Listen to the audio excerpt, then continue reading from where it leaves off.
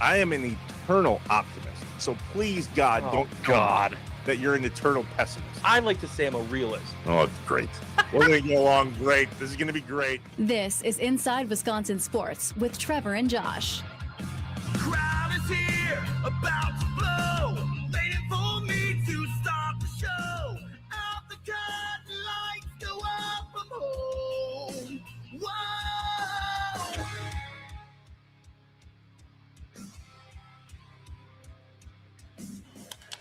Paredes into the gap in left center field. Bowers trying to cut it off. He dives and makes the catch.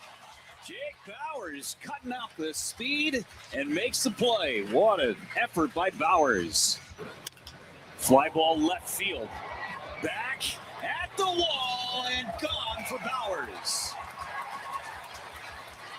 2-0 Brewers on Bowers' 9th of the year. Trammell has struck out 3 times in the game. And he breaks his bat and grounds one to second base. That should do it. It will. And the Brewers take the series against the Astros. Mizorowski, Uribe, and McGill. They finish this game retiring the last 17 Astros in order. And they ride a 2-run homer from Bowers to victory. Another series win. Let's keep saying that. Yes. That is a trend that we want to jump on. Woo! Brewers. Let's go. What a May. Hey, what's up, Wisconsin? Welcome in. Happy Monday. Look who's here. Both of us. You're right. On a Monday. Trevor Thomas, Josh Albrecht. Hi. From the Wisconsin Sports Radio Network studios, powered by the Potawatomi Sportsbook. A lot of baseball to cover from the weekend. Well, at least more than one team for the first time in 27 years. That's right. A little bit of Packers news with OTAs starting up again, and the Badgers hired who for what? Let's play catch up. Packers. OTAs back on the field this week. Today, tomorrow, off on Wednesday, and then again on Thursday. So 3 OTA practices. And no news in the Josh Jacobs news cycle. I think there's still a cycle. I don't think the news cycle is over. But is no news good news or bad news? Although there was a little bit of news, Josh, from Fox 11 up here in Northeast Wisconsin, piecing together some of the timeline of events in regard to what happened with the Jacobs arrest and maybe what happened right after the Jacobs arrest, which answered a few questions that we had in regards to why wasn't he arrested right away. So your thoughts on, is no news good news? I'm just holding. I think it's hold. Everyone hold. You know, more things come out, but this isn't going away. I don't think this is done.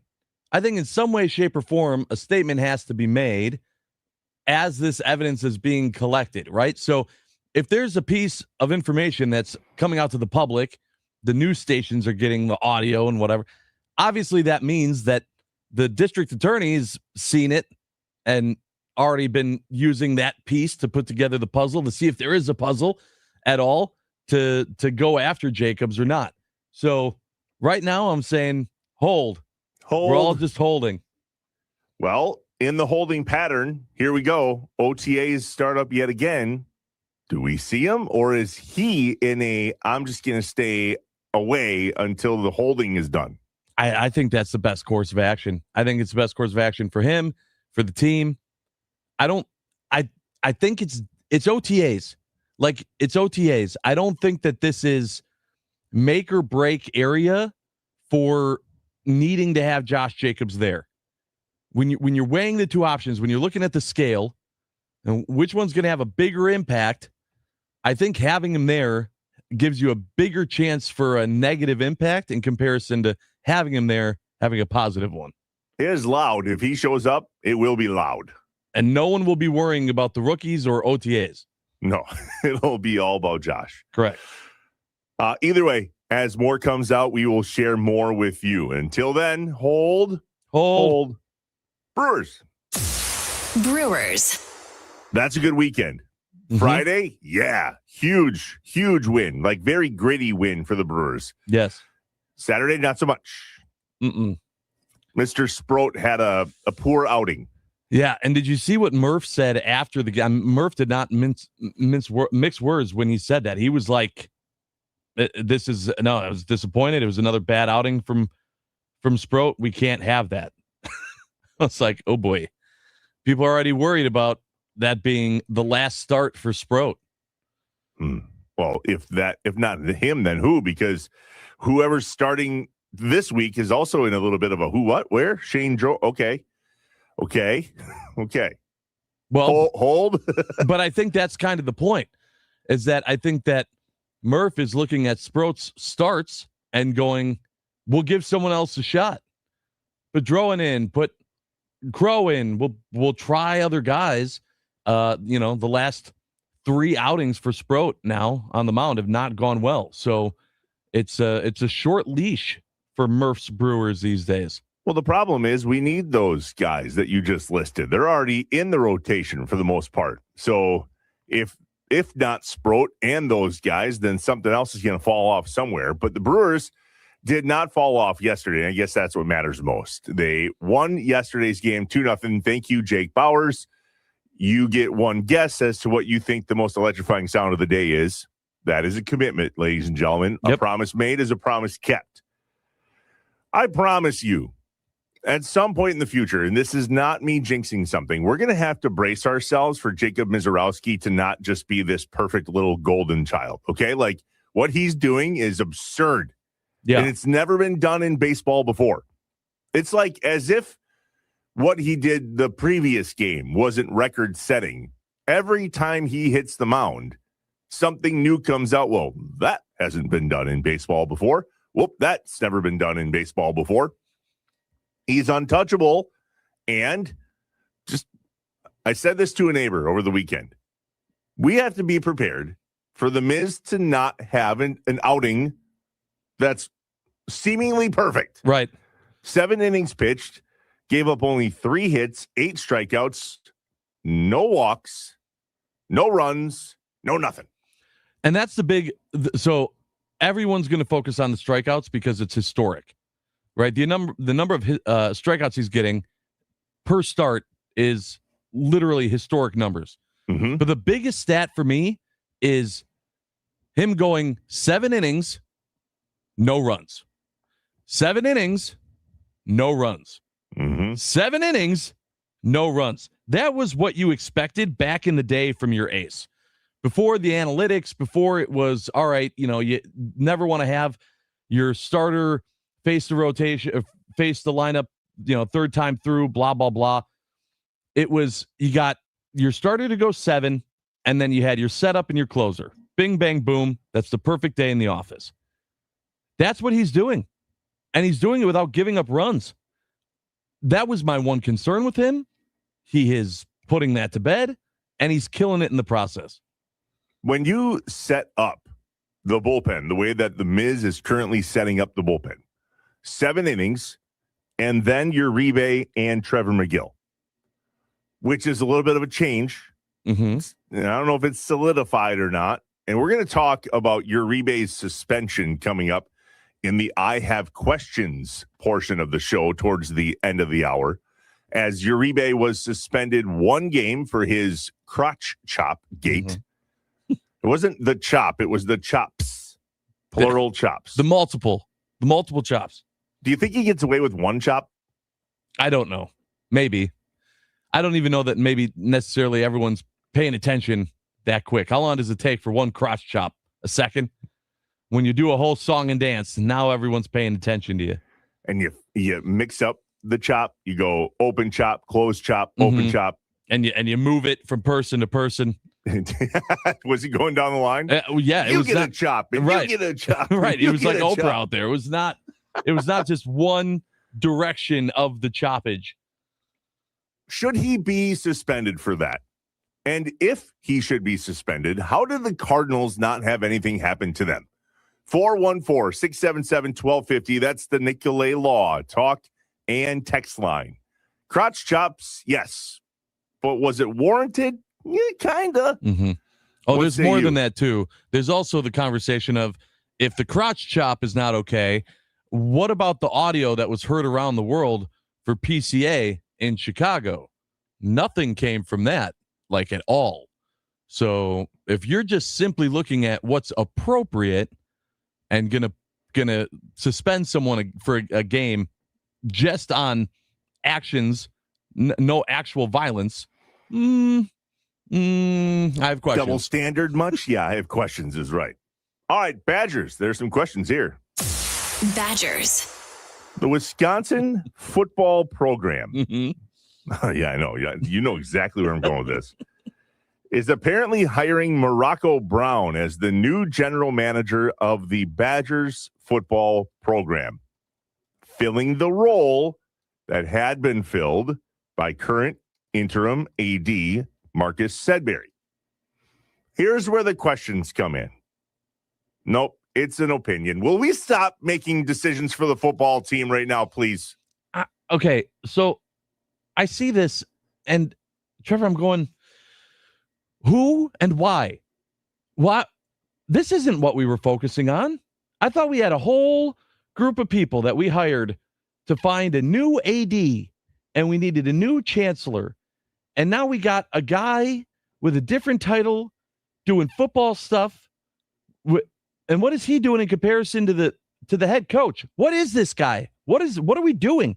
This seemed to me like, yeah, we're not going to have a new AD anytime soon.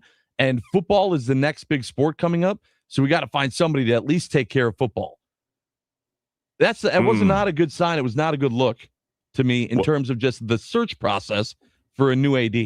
I think the look gets worse, Josh. The general manager of the Indianapolis Colts, Chris Ballard, he's on the search committee for the new AD. And who does the interim AD hire to replace him? Somebody that started at the Colts the exact same year that Chris Ballard did. Oh. So, obviously, an ethical and non-bias in any way, shape, or form decision was made. As if we should be surprised.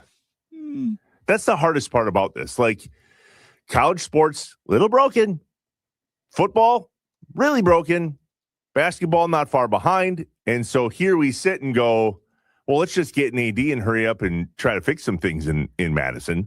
Or let's allow the interim AD to continue to make decisions for the football program, of which he was a part of bringing in Luke Fickell to begin with, replacing himself as GM with someone from an organization who has a direct tie to somebody on the hiring committee.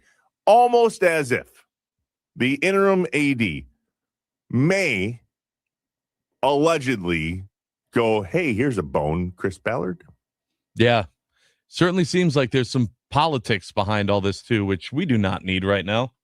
Oh, but boy, is it filled with politics. Yeah. Madison politics? Yeah. No. Weird. That's weird. Is it political that Giannis is playing soccer? Bucks. No. Depends who you ask. Yeah, did you say no? I don't think it's political. Well, one could say that this is politic related. I mean, politics doesn't always mean political politics, but there's some politicking going on with whatever the hell is happening between Giannis and the Bucks. He was out the majority of the year with a calf strain. Now, one could argue, and did, and lost, that he should not have been held out by said calf strain. He was good to go. Well, the Bucks organization didn't do anything wrong per the inspection or investigation that the NBA did in the said matter. And so now Giannis, who is either going to sign a supermax with the Milwaukee Bucks or be traded between now and the NBA draft towards the end of this month, was playing soccer over the weekend. For the first time, Josh, since he was 11 years old. Yeah. To which I go, why now? Because of the opportunity. Listen, Giannis does a lot of things during the offseason that I think have people going, why are you doing that? Can't you just like rest and just like enjoy life, not potentially hurting yourself? That's been a thing for years. The thing that got me from this was Giannis during the offseason is also pretty far off of his social media. which he has not been at all this offseason. Like not even a little bit. And he's been coming back at people who have been putting their opinions out there about him. Someone was talking about him going and playing soccer, and he said, just because people in my position take things for granted, why should I? I enjoy playing. In regards to being out there and participating in this fun little soccer match. Yeah. Again, I'm not even looking at the fact that he did it. To me, the red flag is the fact that he's feeling the need to defend it. He's defending himself against when he's at the zoo. It doesn't matter what he's doing. He's not just staying silent anymore, which is different. That's definitely different. How do you read into that? I think he's fed up with it. I think he's just reached a point where he's tired of being silent and doesn't feel the need to have to be silent anymore. What changed, though? I think he got frustrated. I think he's frustrated by everything. I think he was frustrated with how last season went. I think he's been frustrated with how the team did, the discussions around him. He talked about how he should have probably shut the rumors up earlier than he did because they led to more problems for not just the team, but for him. So I think that he's just getting, honestly, like he should just be off of social media. It's obvious that world and what's happening in the world of media, period, affects him in a negative way. Have you noticed that he's choosing to still not shut down anything that is being talked about in social media? Like, it came out that he was super duper late all the time, always late, never on time. Mm-hmm. Then somebody else said, well, not from my experience. And then somebody else said, yeah, I was on the team playing for 8 years, Ted Davis, and I didn't see that he was late. And meanwhile, Giannis is like, hey, thanks for not saying hi to me at the zoo. Right. So, I mean, how do you come out and say, I should have shut this stuff down because of the way it sounded, the direction it was taking the team. I didn't like that it was pulling up. Yeah. And now here we are, and it's like he's feeding the fire. I mean, I don't mind that he didn't like clap back at Miles Turner for those accusations, because I was mad at Miles Turner for doing that in the first place. Like I've said it on a few different Be Better Thursdays. I hate how much access the rest of the Bucks team is getting on XYZ podcasts talking about stuff, and then, oh, this guy said this, and then this guy said, well, I think it was kind of being blown out of proportion. But it's just starting these unnecessary rumors and stories that don't help anything. And so I'm not mad that Giannis didn't come out on a analysis and go, yeah, I heard what Miles said and it's BS. Like, that's just adding more fuel to a fire that shouldn't have existed in the first place. Then what's the happy medium between doing nothing and fueling a fire by being active and not necessarily quiet, and yet still not shutting it down? It's just right now, for Giannis, it appears to be lose-lose. Well, that's why I think the solution is to just do nothing. Don't clap back at the fan that says you shouldn't be playing soccer. Don't clap back at the person that saw you at the zoo. Don't clap back at Miles Turner. Just stay off of social media for all of it right now. I think that's the best solution for Giannis. All right, anything else? Anything else? Yeah, more baseball news. Like news for the first time in 27 years. UW Milwaukee Panthers baseball won a postseason game.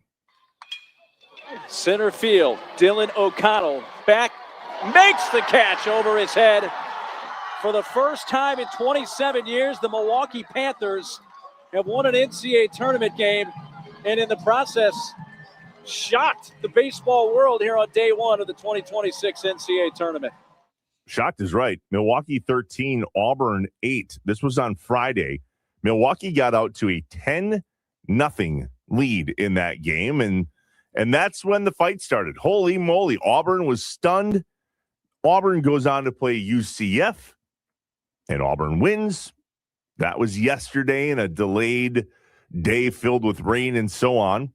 And then late last night, with the game ending today, as in early this morning, Auburn 8, Milwaukee 1. And the way that the world works in college baseball, there will be a winner-take-all game in this regional final to go on to the super regional.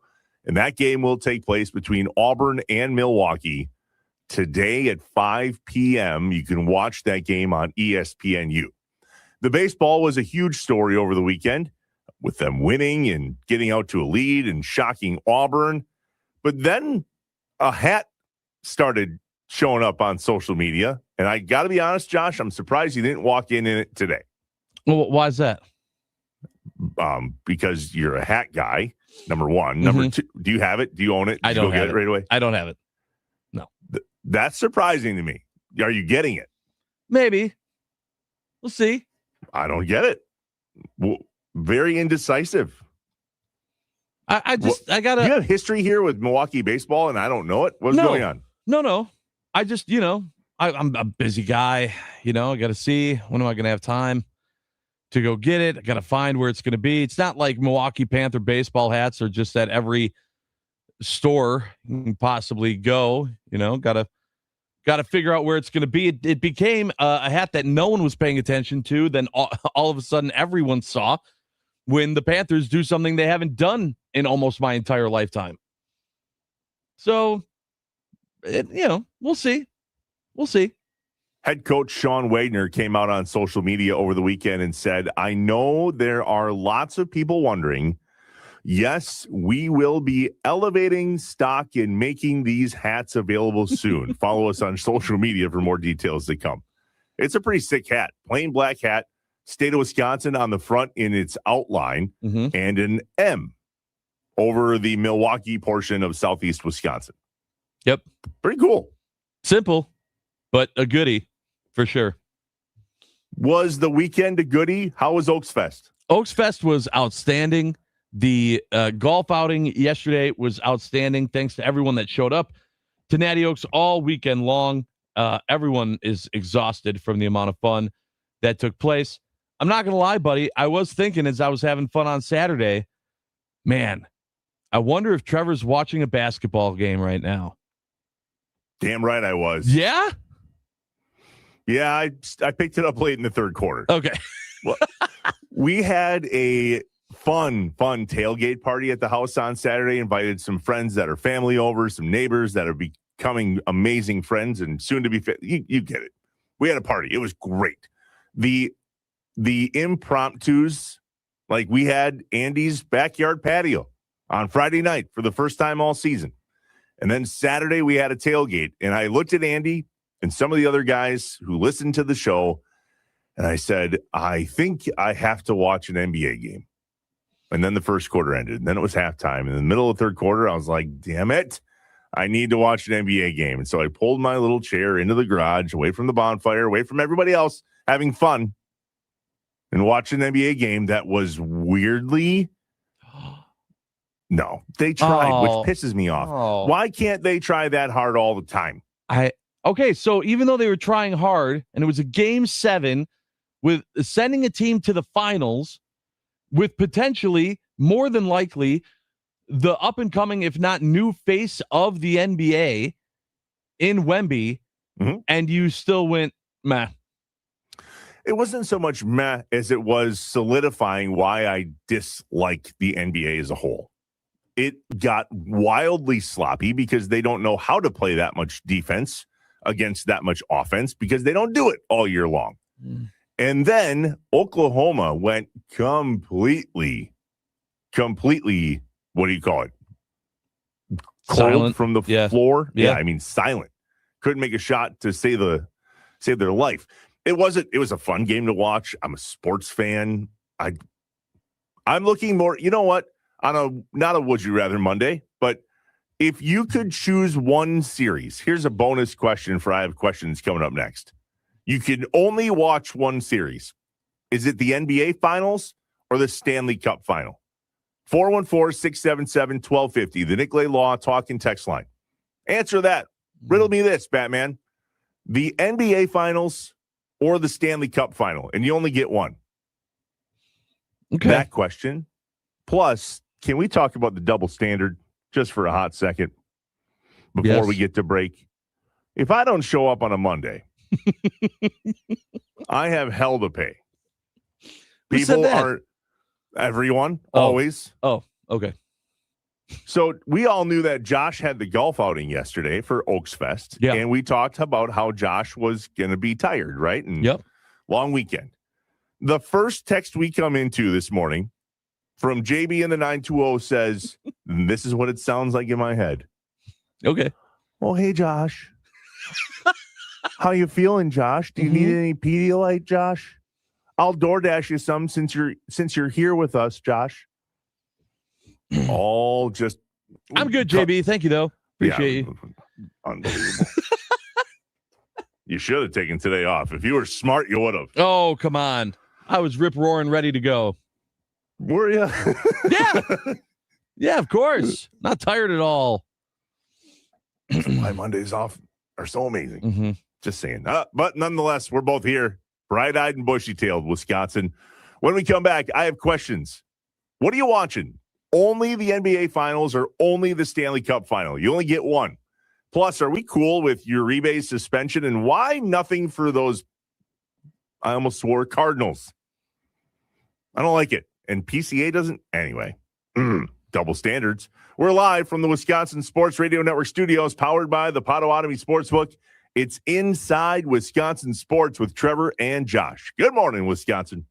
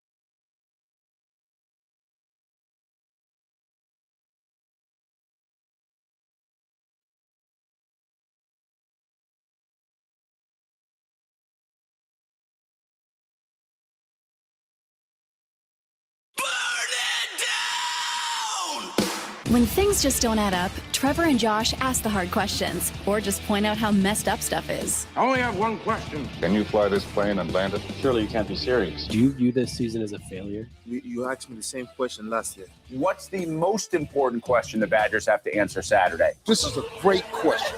Oh my God, this is a great question. It's time for I Have Questions, presented by Capital Credit Union, doing the right thing on Inside Wisconsin Sports with Trevor and Josh.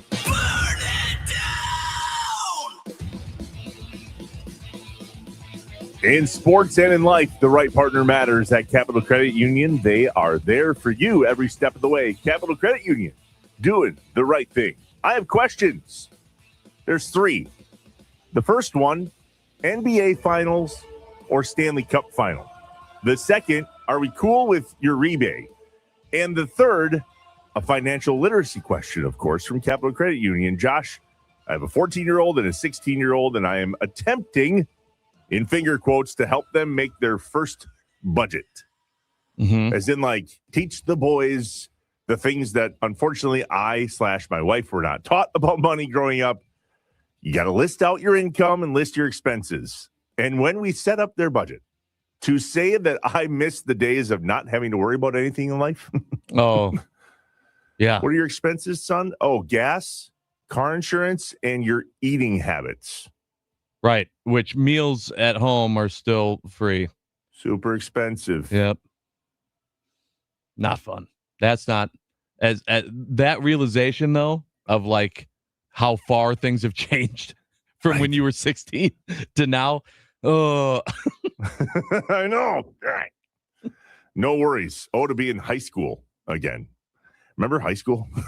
Man, high barely. School sucked. For more financial literacy help, text money to 79489. Capital Credit Union, doing the right thing. All right. Is it NBA Finals or is it Stanley Cup Finals? Final. I don't get that.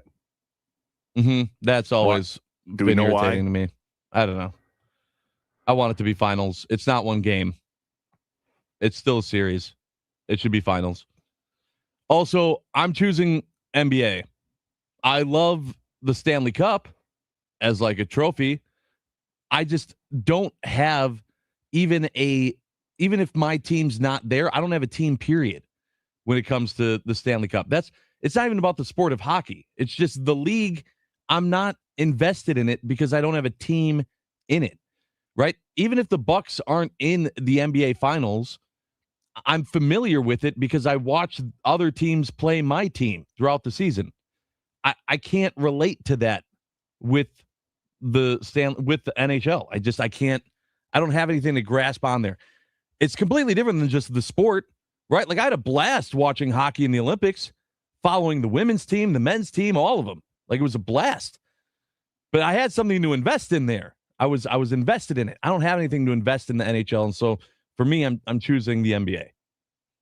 And I'm shocker. Yeah, right. If I mean, had we to knew choose your one. answer. We knew. Yeah. 414-677-1250, the Nicolay Law talk and text line. A number of people agreeing with me and a few agreeing with Josh. And at the end of the day, it's up. You do you, Batman. But there's no question whatsoever in the 262, definitely the Stanley Cup final. Jacob in a van, Stanley Cup all day long. The 771 NBA playoffs, NFL, NBA.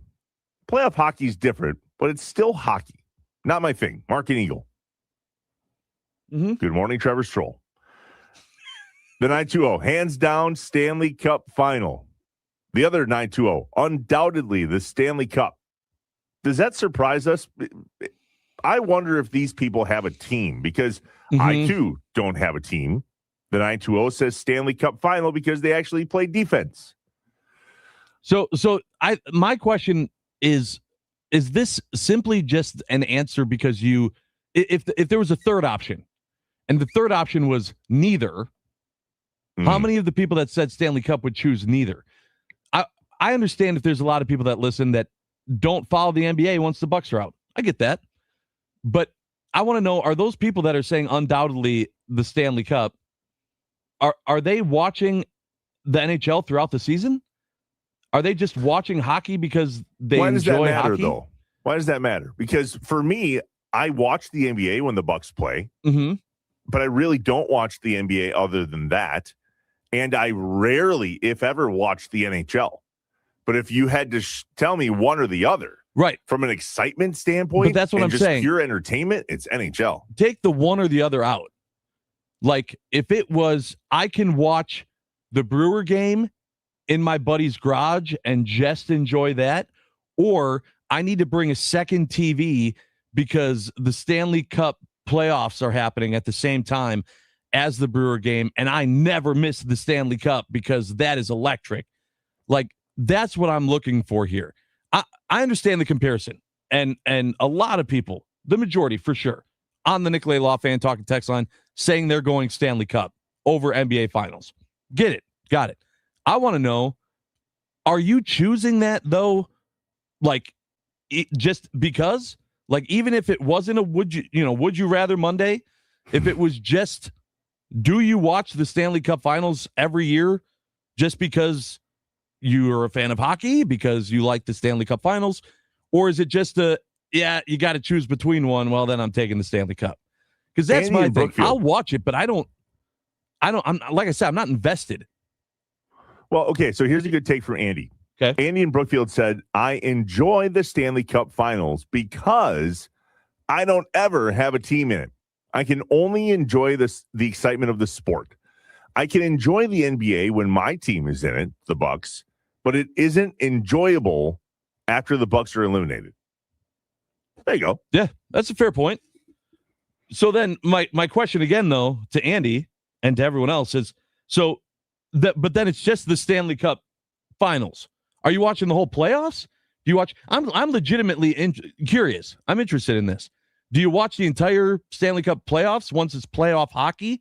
Are you following along? Do you choose a team to root for? Or are you really just sitting back and watching 3 weeks to a month of playoff hockey just because now it's playoff hockey in comparison to regular season hockey?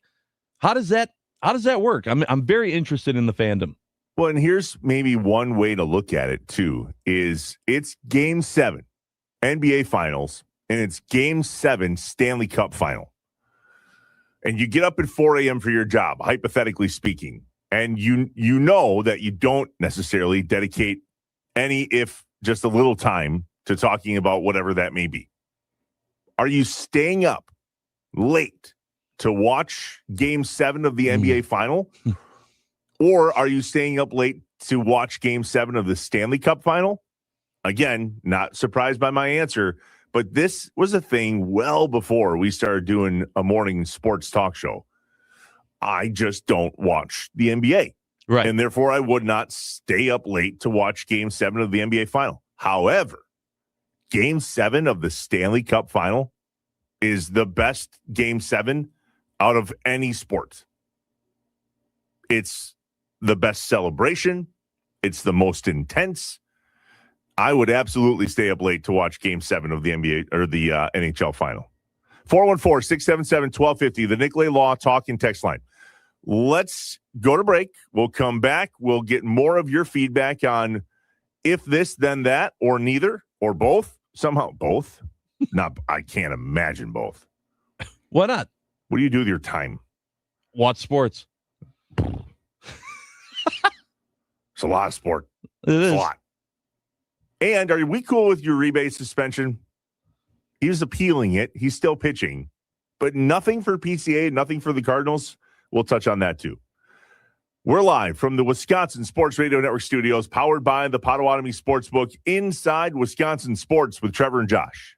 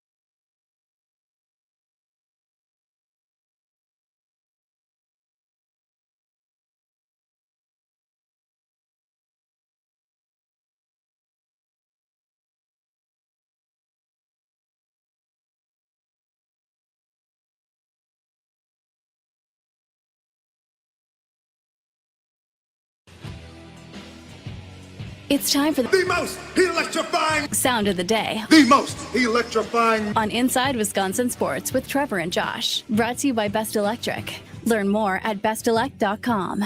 Don't stress. Connect with the best. Fly ball left field.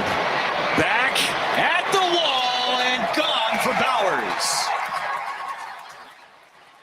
2-0 Brewers on Bowers' 9th of the year. Yeah, and that was Jake Bauers' home run, call courtesy of Jeff Levering and Brewers TV. And that is the most electrifying sound of the day, brought to you by our friends at Best Electric. Remember, no job is too big or too small for Best Electric. Don't stress, connect with the best. Call them today or visit bestelect.com. Trev, I know we said that for Tommy, for our boy Tommy, anytime Jake Bauers hits a home run, it will be the most electrifying sound of the day. And sometimes in his 9 home runs, there's been other electrifying sounds that we could have played instead, but we made that commitment to Tommy. Not yesterday. Jake Bauers, the offense. He was the offense yesterday. Plus, he had a great defensive play in the outfield as well. There was one sound from an offensive standpoint that was electrifying, and that was it. Yep, that was it. It's crazy. And then in comes Uribe and Trevor McGill to close it out. How do we feel about Uribe's suspension? Abner Uribe, the crotch chop scandal of 2026, gets suspended 1 game by Major League Baseball. Comparatively, PCA has some choice words. Yeah. For a particular female fan and gets fined. No suspension. But no suspension. Yep. The Cardinals are pointing at their ribs in the dugout, which is what led to the crotch chop to begin with from Uribe. No hand slaps there. No fines. No suspensions.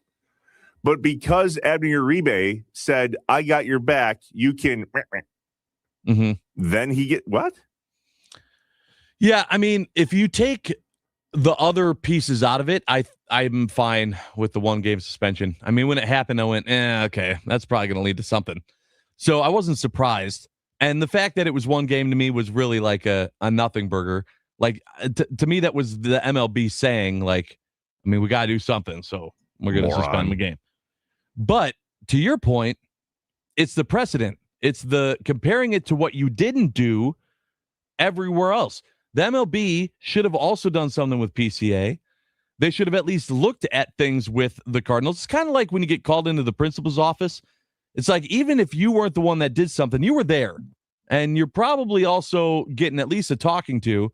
And for it to come back that the only person in trouble here was Uribe, it does raise an eyebrow. This is prototypical. If you hit back, you're going to get in trouble. He hit me first. I know. But everybody saw you hit them back. Yep. And nobody saw the first punch. That was exactly it. That's exactly the situation.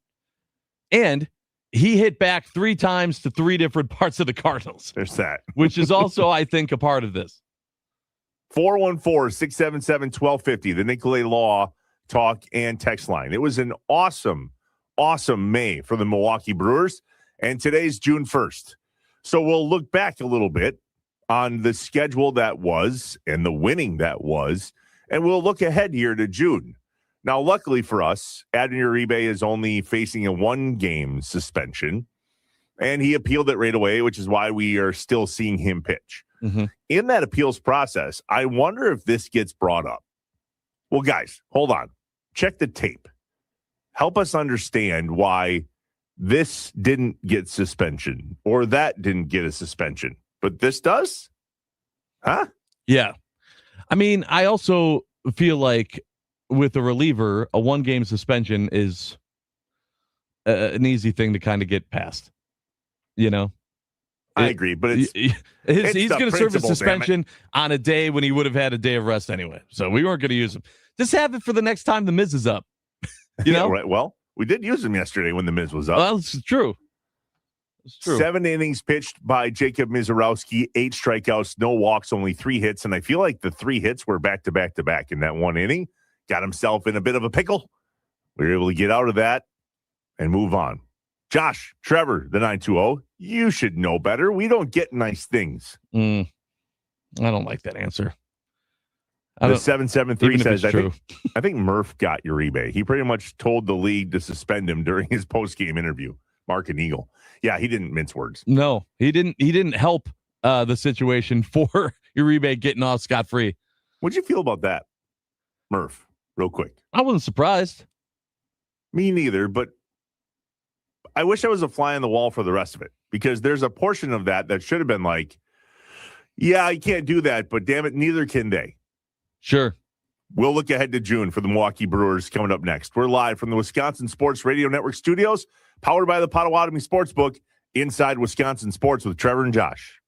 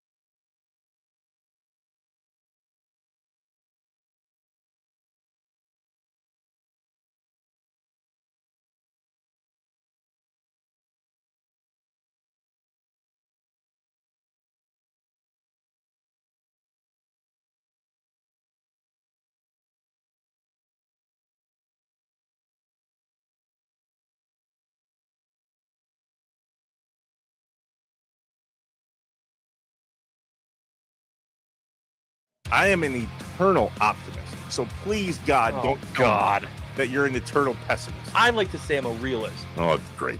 We're going to get along great. This is going to be great. This is Inside Wisconsin Sports with Trevor and Josh. Crowd is here, about to blow, waiting for me to start the show. Out the curtain, lights go up, I'm home. Whoa! Paredes into the gap in left center field. Bowers trying to cut it off. He dives and makes the catch. Jake Bowers cutting out the speed and makes the play. What an effort by Bowers. Fly ball left field. Back at the wall and gone for Bowers. 2-0 Brewers on Bowers' 9th of the year. Trammell has struck out 3 times in the game. And he breaks his bat and grounds one to second base. That should do it. It will. And the Brewers take the series against the Astros. Mizorowski, Uribe, and McGill. They finished this game retiring the last 17 Astros in order, and they ride a 2-run homer from Bowers to victory. Audio courtesy of Brewers TV. Josh, legitimately, until this weekend, I did not know that Astros was short for astronauts. What did you think it was? Astronomer, a star. Oh. Okay. I thought it had, that's all I thought it was. Just a star? Like a... Yeah, I thought it was like astronomy. So I thought it was short for astronomy, not astronaut. Okay. I mean, that's probably a fine... Blew my mind. Misunderstanding. That was, did you know it was astronaut? Yeah, wow. Well, because it's in Houston. Oh, I get it. I understand. I just did not, I don't know. Maybe I'm not alone on this. Maybe I am. But we've all had those moments where you go, absolutely. Today days old, right? Yeah. Yep. When I saw the astronaut on TV during the Brewers game, I think it was on Saturday, I went, what? What? Blew your brain. No way. I had no idea. Hey, what's up, Wisconsin? Welcome to Hour 2 Inside Wisconsin Sports. Trevor Thomas, Josh Albrecht. Hi. Live from the Wisconsin Sports Radio Network studios, powered by the Potawatomi Sportsbook, and live on YouTube and Twitter and I think Facebook. Mm-hmm. And also live with you on the phone. The Nicolay Law Talk and Text line, 414-677-1250. It's the time of the show at the top of the 7 o'clock hour where we get all of the things off our chest and out of our heads to start this week. The Malott Meats Morning Mind Up. I hear voices in my head, they counsel me, they understand, they talk to me. The coffee is kicked in. We're awake and ready to roll. Let's get some things off our chest and out of our heads. You don't know what it's like to be me out here for you. It is an up at dawn, pride-swallowing siege that I will never fully tell you about, okay? I'm as mad as hell, and I'm not gonna take this anymore! I'm in a glass case of emotion! What we've got here is failure to communicate. We got no food, we got no jobs, our pets' heads are falling off! It's time for the Morning Mind Dump, presented by Malott Meats. High-quality meats at a fair price, safely delivered to your front door. To learn more, visit WisconsinMeatMarket.com. Experience the power of the family meal with Malott Meats on Inside Wisconsin Sports with Trevor and Josh. The secret's out, Josh. Yeah. WisconsinMeatMarket.com is a very busy place. Like a lot of people in Milwaukee and statewide on the Wisconsin Sports Radio Network are noticing how incredibly easy and fairly priced the high-quality meats are to get delivered right to your door if you just go to WisconsinMeatMarket.com. The meat of the month on this beautiful June 1st, 2026 is meats, plural. The Grill Master Box and the Jumbo Grill Master Box. Go look it up. WisconsinMeatMarket.com. You can have a box directly shipped to your front door for all things summer tailgating, 4th of July weekend barbecuing. You get 8 to 12 gourmet third-pound hamburger patties, 8 natural casing hot dogs, or 24, depending on the size of your party. Same thing's true for the natural casing brats that Malat Meats has. And oh, by the way, ribeyes, 10% off for Father's Day, WisconsinMeatMarket.com. The month of May was a pretty good one for the Milwaukee Brewers. We'll take that for sure. 19-7 in May. And so as we start June, let's look back for just a hot second on what went well for the Brewers. And we'll talk to Tim Allen coming up at 8 o'clock as we do every Monday and Friday here on Inside Wisconsin Sports and get his take on, okay, that was good. Now, how do we keep this thing going? But Josh, in May, what stood out to you most? Well, what stood out most to me was the changes in the lineup and just getting those guys back in Churio, Yelich, and Vaughn, and then just seeing how that just lit a fire into the entire lineup. And you started seeing more clutch hits, more power, just everyone across the board seeming to get better ABs, which we talked about on Friday with Tim Allen. For me, it was the series. We have to win series. Mm-hmm. And we talked for the most part that if they win the majority of the series, that's how you quickly get to 100 wins.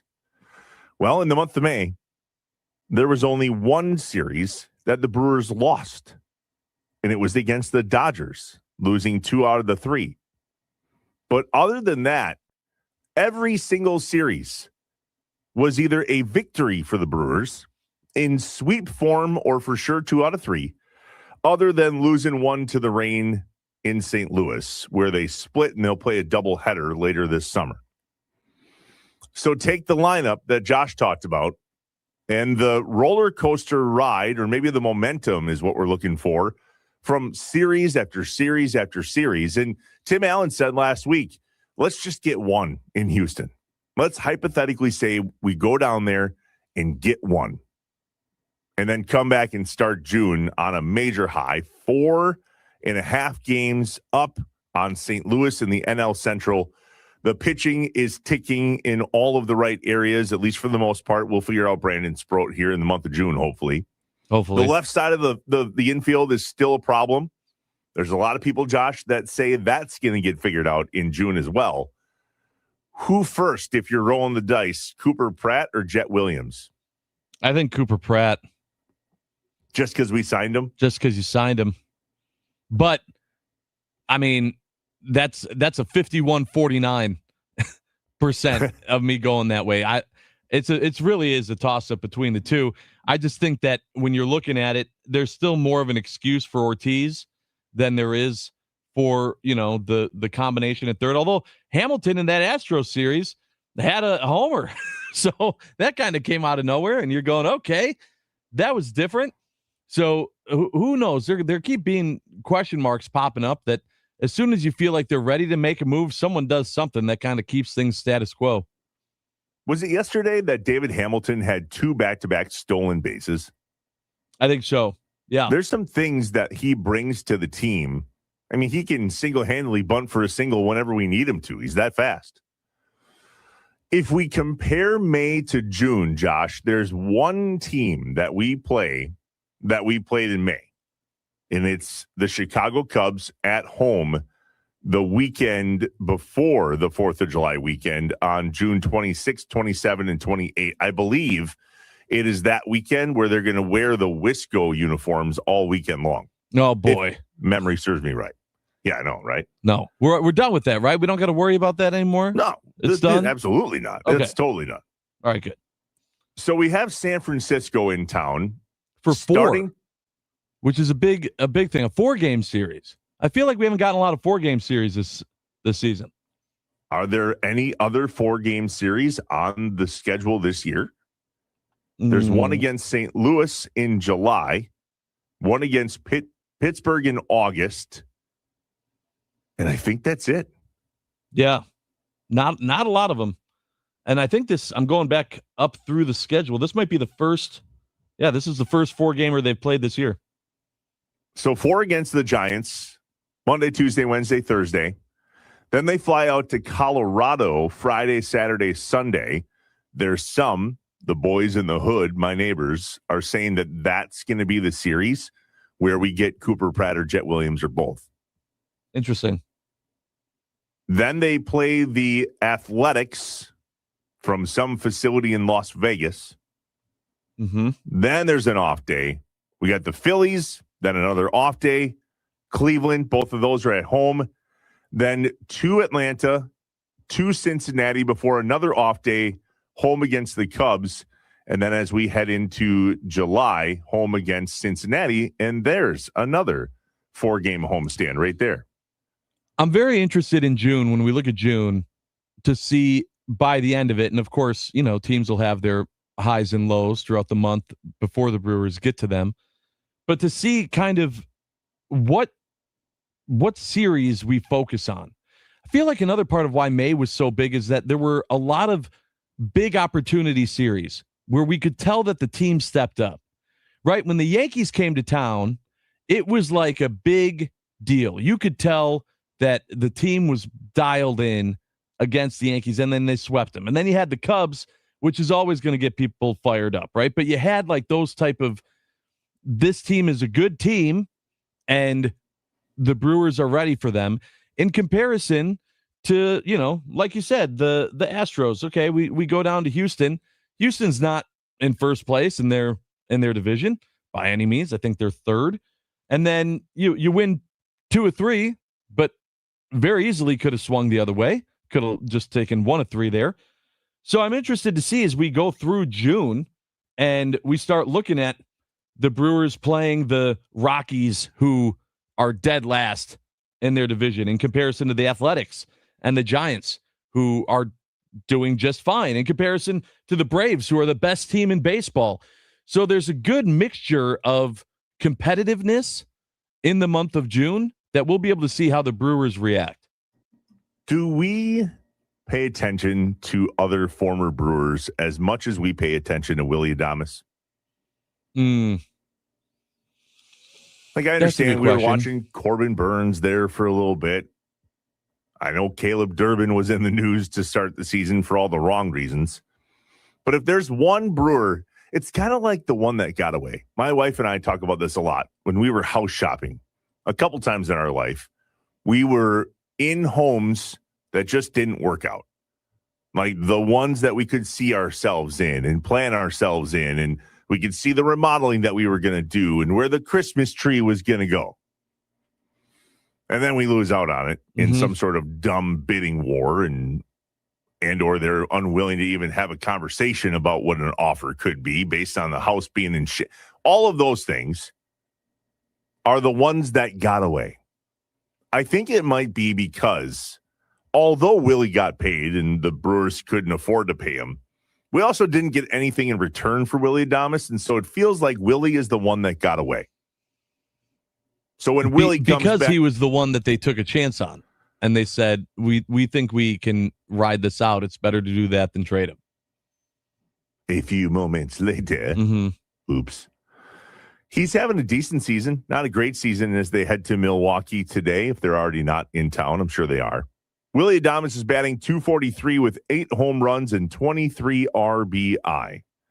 There are some that are saying that that isn't good enough for the contract that Willy Adames was paid to become a San Francisco Giant, which is why, in conversation, there's some people chattering about, well, why don't we just go and get Willie back? There's even people going, why don't we trade for Freddie Peralta back? Well, because we can't afford him. Yeah, we can't afford to bring all these guys back that just went and got big old contracts. I think there's a difference between paying somebody like Skubal, let's say, $32 million or whatever he's due from the time we get him to the end of the year in a 1-year rental versus going to grab a Freddie who we just traded away or Willy Adames, who's, 2 years into his big contract? Yep.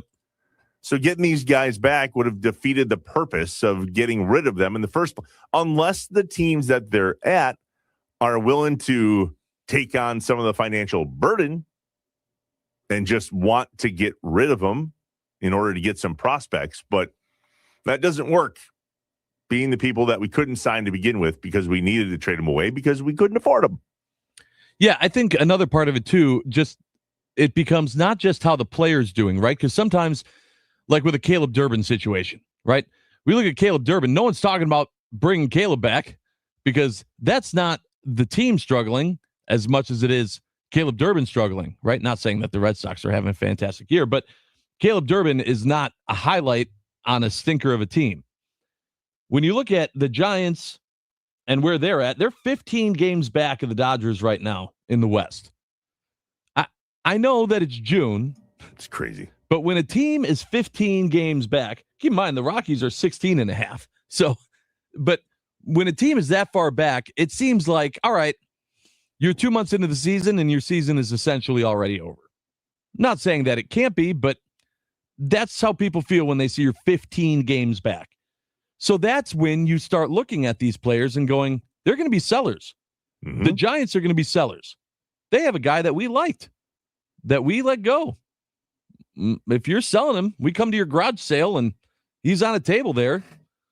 We might negotiate, try to bring you down a little bit on the price. If he's listed for 50 cents because you paid 50 cents and therefore you think you deserve to get all your money back, can the team walk into them and go, gosh, I'll give you a quarter, but he's not worth 50 cents to us. We can't pay him. We can't pay you 50 cents. Sure, of course. Of course. Do they have ears for that, though? Like, why would they take the hit monetarily speaking? Well, that's the whole point about being a seller, though, is that if you think we have to get rid of a piece and try to get them to a buyer, a contender, so we can rebuild, because what we have isn't working. I don't think, and I'm not a Giants fan. I don't know everything about their organization, but if I'm 15 games down in 2 months, I'm probably not feeling like, man, we don't want to touch this lineup at all. We're just one piece away from turning it all around. You're probably feeling we need a lot of help. And here's a team in the Brewers that got a lot of guys sitting in the minors that could be future Giants, that could help this team come back to where it needs to be.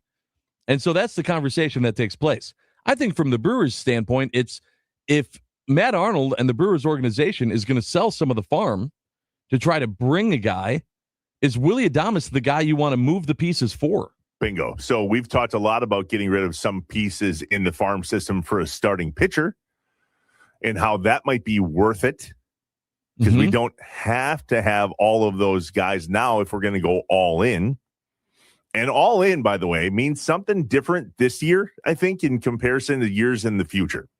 We saw last week the Players Association, the union, and then Major League Baseball's owners come out with their first two proposals on whatever the new collective bargaining agreement could turn into. And they were light years away. Sure. So all in this season is not the same as previous seasons, and it won't be the same post new CBA. So in this matter, are we willing to give up prospects for a guy like Willy Adames to quote unquote come home versus giving up prospects to go and get a starting pitcher, moving Cooper Pratt and Jet Williams onto the big league club, maybe even this month, trying to fix the left side of the infield because Willie can only play one position. And I think we have two positions on the left side of the field that need a little bit of attention. Well, and I think the other thing to think about is, and you think about what Matt Arnold's kind of set up here, but would you rather trade away some pieces from the future and a Jet Williams to bring in a Willy Adames, or would you rather just bring up Jet Williams and see if the guy you traded for can be that piece you need and then not touch Willie at all, you know? 414-677-1250, the Nicolay Law Talk and Text line. It's the month of June. May was very, very good for the Milwaukee Brewers. What can they do in June to solidify July, August, and September, and hopefully deep into October?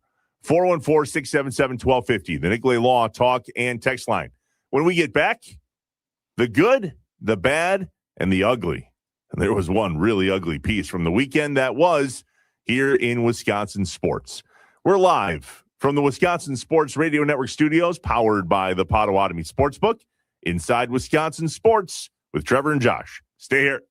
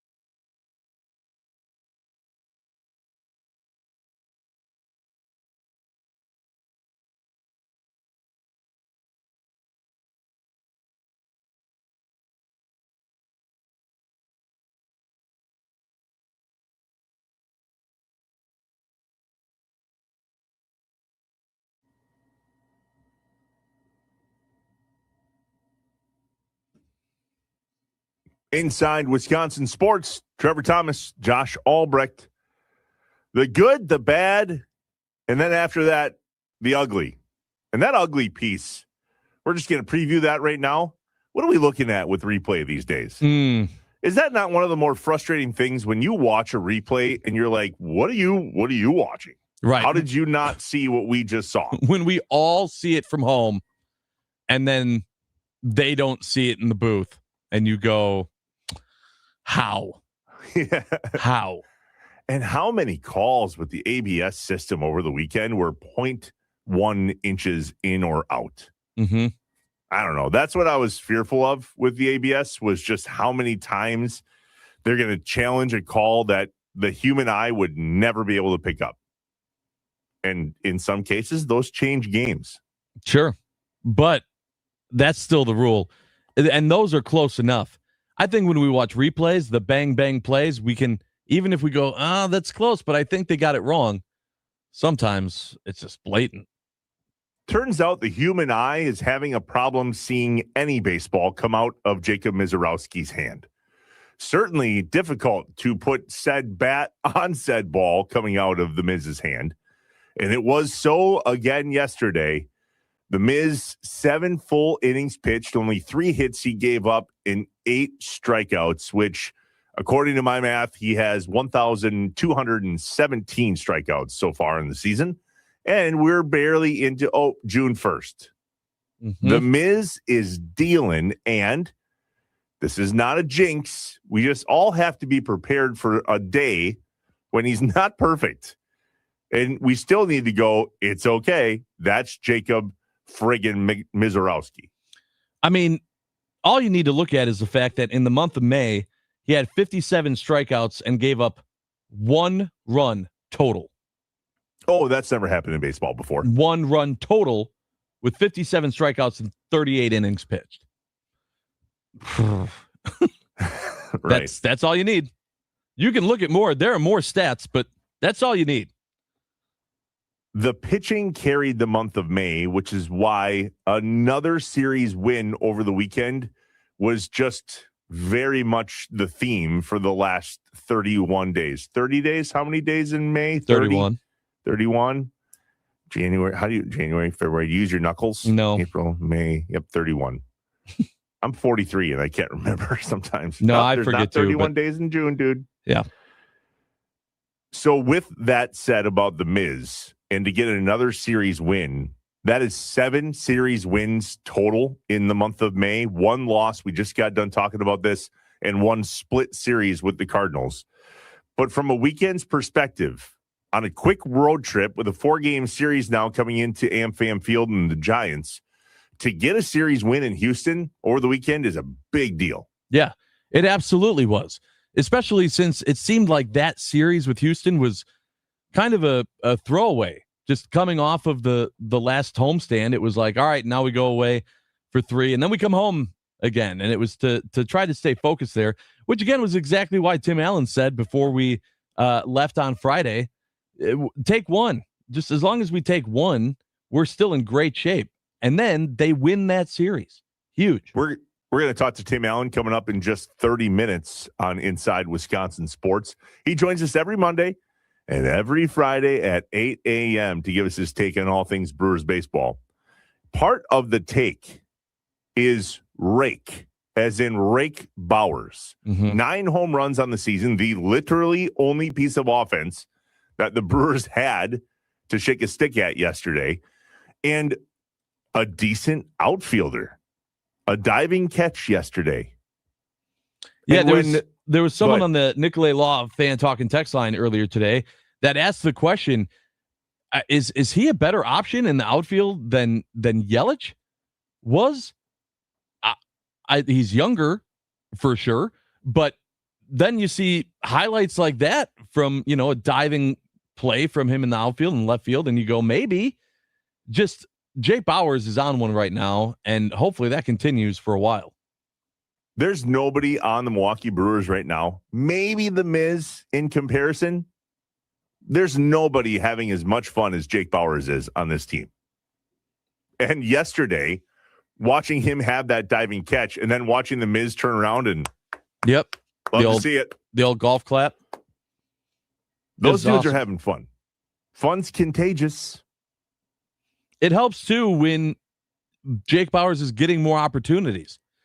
That, again, is, I think, a big piece of why we're talking about Jake Bauers more.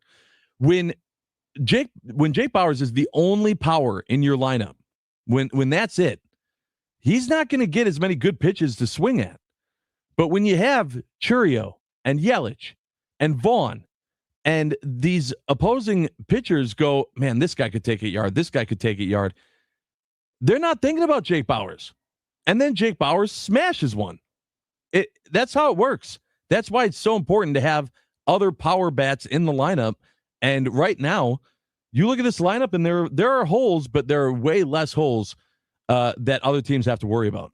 Well, in yesterday's game, you saw Gary Sanchez behind home plate, and he went, okay, hold on. That must mean who's DHing? Where are they playing? And it was Yelly. Yeah. It was the DH because Vaughn was at first and Jake Bauers was in left. That's a lineup that I don't think we've seen much of. Usually, if you see somebody like Sanchez in a game, he's DHing or playing first or catching. And to have those other two big bats in the lineup at the same time, plus Yelly, figure out a way, and Sparky would love this.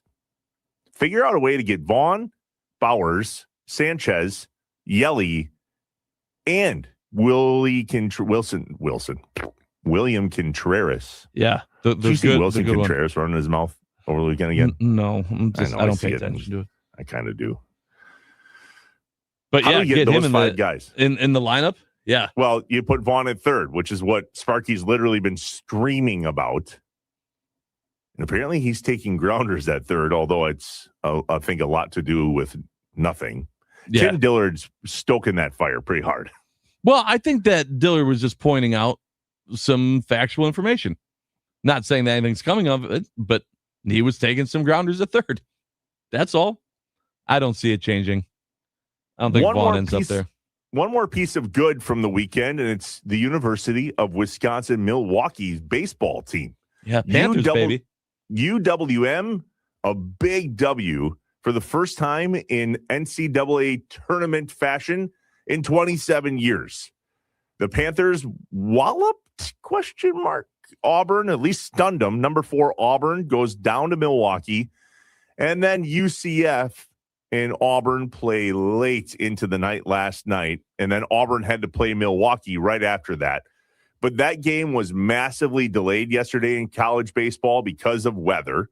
And so who has it worse, Milwaukee or Auburn, knowing that Auburn had to sit around, play a game against UCF, and then immediately pick up and play a game against Milwaukee last night. Meanwhile, Milwaukee is waiting forever to see Auburn again and then go from there.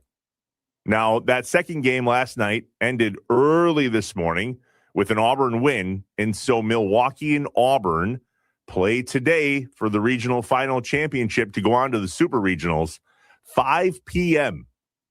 on ESPNU. Book it.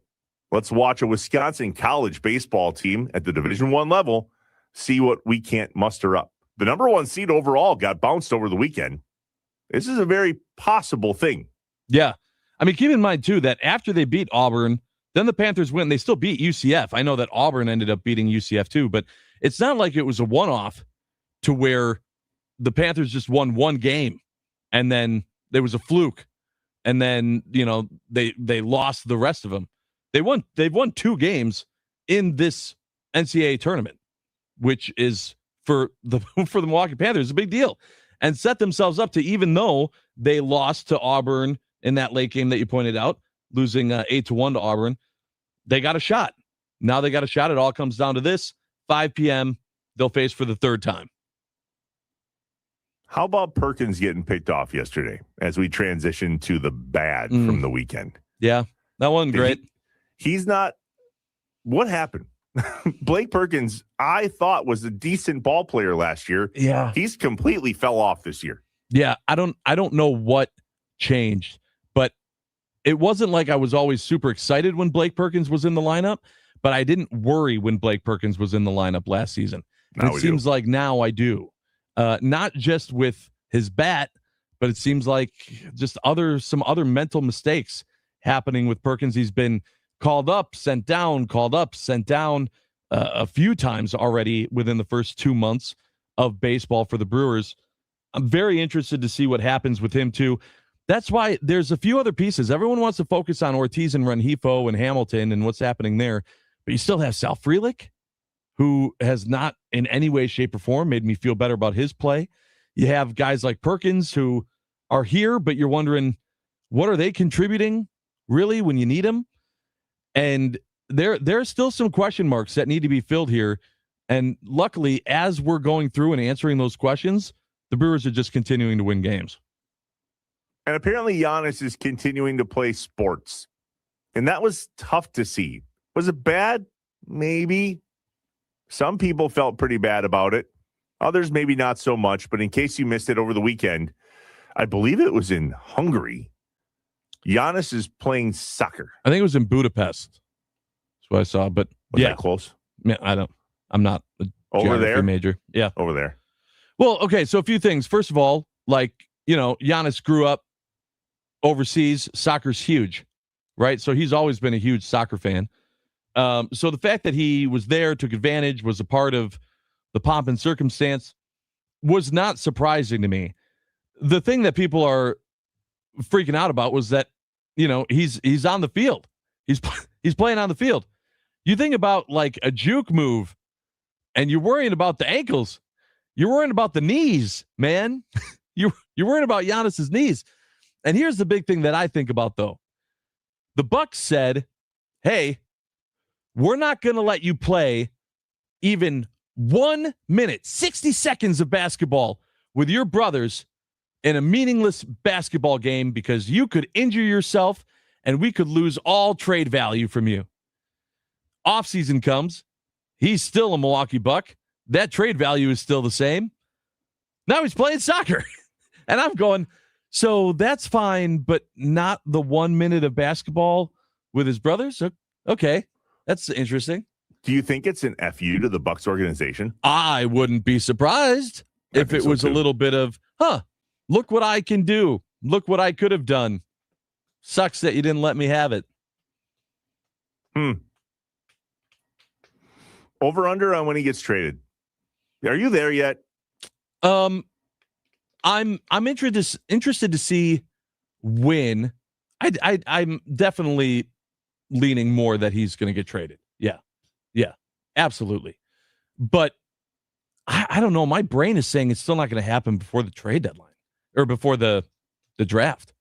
I don't know why. Not going to happen before. I don't know why. Something in my brain is saying like they're waiting for these packages to be put together, and there just hasn't still been anything good enough to pique interest from the Bucks that the Bucks go, yeah, this is worth it. Let's do it.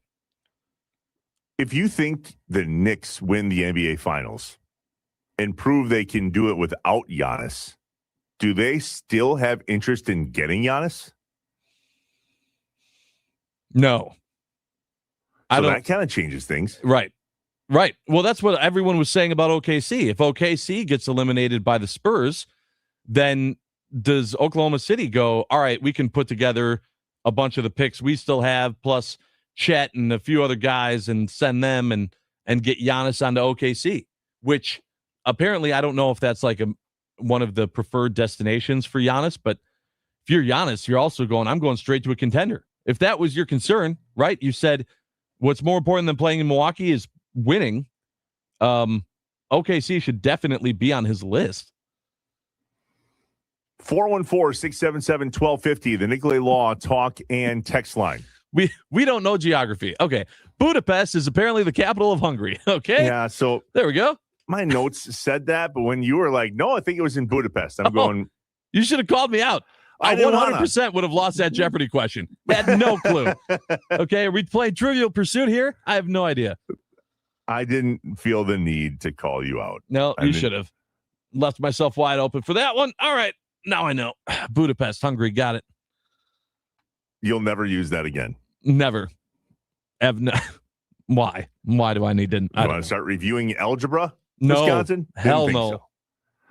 When we come back, there was one really ugly piece to the Milwaukee Brewers this weekend, and it had nothing to do with the Milwaukee Brewers. 414-677-1250, the Nicolay Law Talk and Text line. What was good? What was bad? And what was ugly in your world of Wisconsin sports over the weekend? Let us know as we continue on Inside Wisconsin Sports with Trevor and Josh, live from the Wisconsin Sports Radio Network studios, powered by the Potawatomi Sportsbook.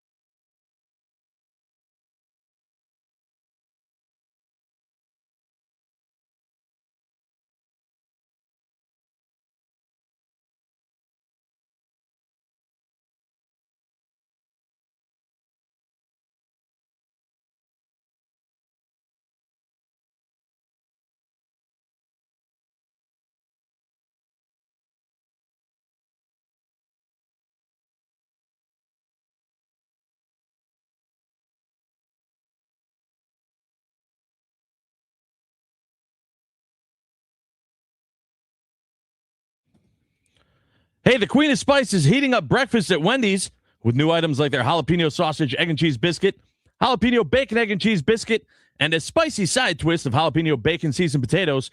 It's available for a limited time, so get a bite while you can and spice up your morning at Wendy's. We got new bumper music. I'm borrowing bumper music today. Our bag of bumps went missing. I don't know where it is. It's gone.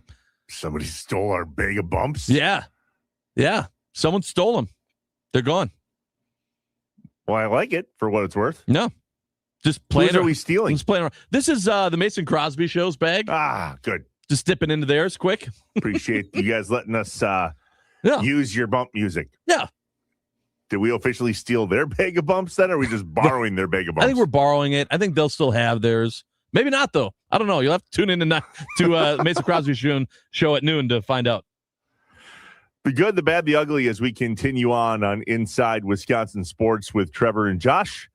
There was one really, really ugly moment from the Brewers game on Saturday, the 9-2 loss to the Astros on Saturday. There was a moment in the second inning that did not go our way whatsoever, and all of us are saying, huh?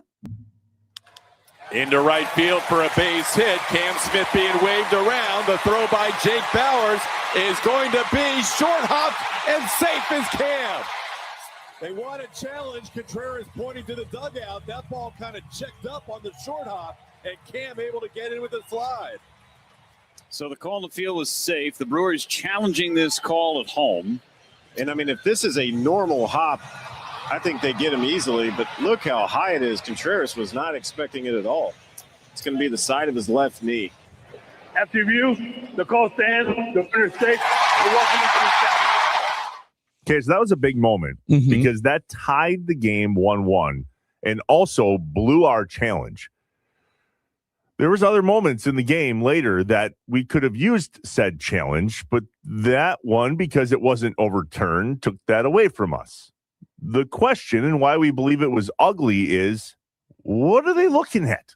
Right. So I understand all the things that like Vinny was saying there about being on the hop and Contreras having to get it, but you watch the replay and sure looked clear to me, which I feel like there's just it's an example, and we both know a guy who has feelings on replay, and there have been numerous conversations about if is replay good for the sport, bad for the sport, pick your sport. But if you're going to have replay, you're going to have $105,000 to $10,000 cameras at every baseball game to make sure that you can see every speck of dirt that flies around the field when someone's running to a bag, and then still get the call wrong. That's ugly. That's not good. And we see that too often in sports. That went from bad to ugly because just a few batters later, Jeremy Pena homered and Myers scored on the homer for a 3-1 lead for Houston, and they never looked back. The Brewers scored off a Jackson Chourio single with Garrett Mitchell scoring in the fifth. That brought it to 3-2, but that was as close as it got. And then it got real ugly in the fifth again, and the eighth, 3 runs scored in each of those for the Astros. Actually, I think they scored 4 in the fifth. That was a big moment in the game. I hate that because if you are looking at the things that Josh was just describing, how here's the question. How can they tell me that a pitch is 0.1 inches off the plate, but you can't? Is there no other camera angles that would allow you to see if a tag was first before we couldn't see it. We don't have the angle. Huh? What? Well, but do you even think, like, from what you saw at home, right? Which is always, in my mind, it was always one of the fun things about replay is that as far as the entertainment purposes of watching the game, it allows us at home to also be the judges of, all right, let me see here. I'll tell you if this was right or not. And you get to see and have form your own opinions on the replay. But did you think he was safe? The problem was you couldn't overturn it based on what we saw. Because it looked like his knee was above home plate. Well, we don't know where his thigh was. And in comparison to where the tag was, you could not definitively say that he didn't hit home plate. And so the call in the field stands. I believe that if they would have called him out, the call in the field would have stood. If not, well, now I have a lot of questions. I was with Brandon Snide from 9 to noon, who was freaking out about it on social media, and I was with him. I was going, "Yep, I'm very confused at what I'm seeing, and they're not when we're watching the same slow motion replay here."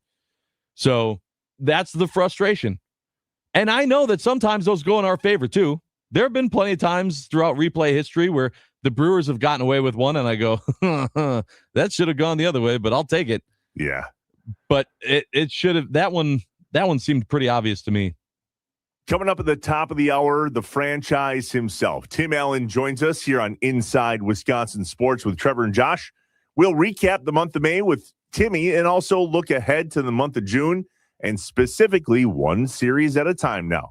San Francisco tonight, 6:40 at AmFam Field, a 4-game homestand with Willy Adames and the Giants coming to town. 414-677-1250, the Nicolay Law Talk and Text line. You got questions for Tim Allen? Shoot them our way. We'll do our best to get them in with him. When we get back on the Wisconsin Sports Radio Network, those studios, powered by the Potawatomi Sportsbook, Inside Wisconsin Sports with Trevor and Josh.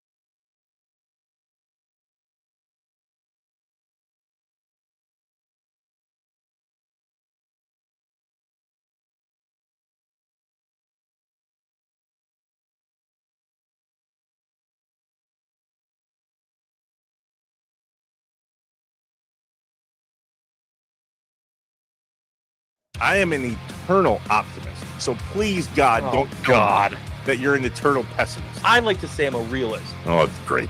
We're going to get along great. This is going to be great. This is Inside Wisconsin Sports with Trevor and Josh. Crowd is here, about to blow, waiting for me to start the show. Out the curtain, lights go up, I'm home. Whoa! Paredes into the gap in left center field. Bowers trying to cut it off. He dives and makes the catch. Jake Bowers cutting out the speed and makes the play. What an effort by Bowers. Fly ball left field. Back at the wall and gone for Bowers.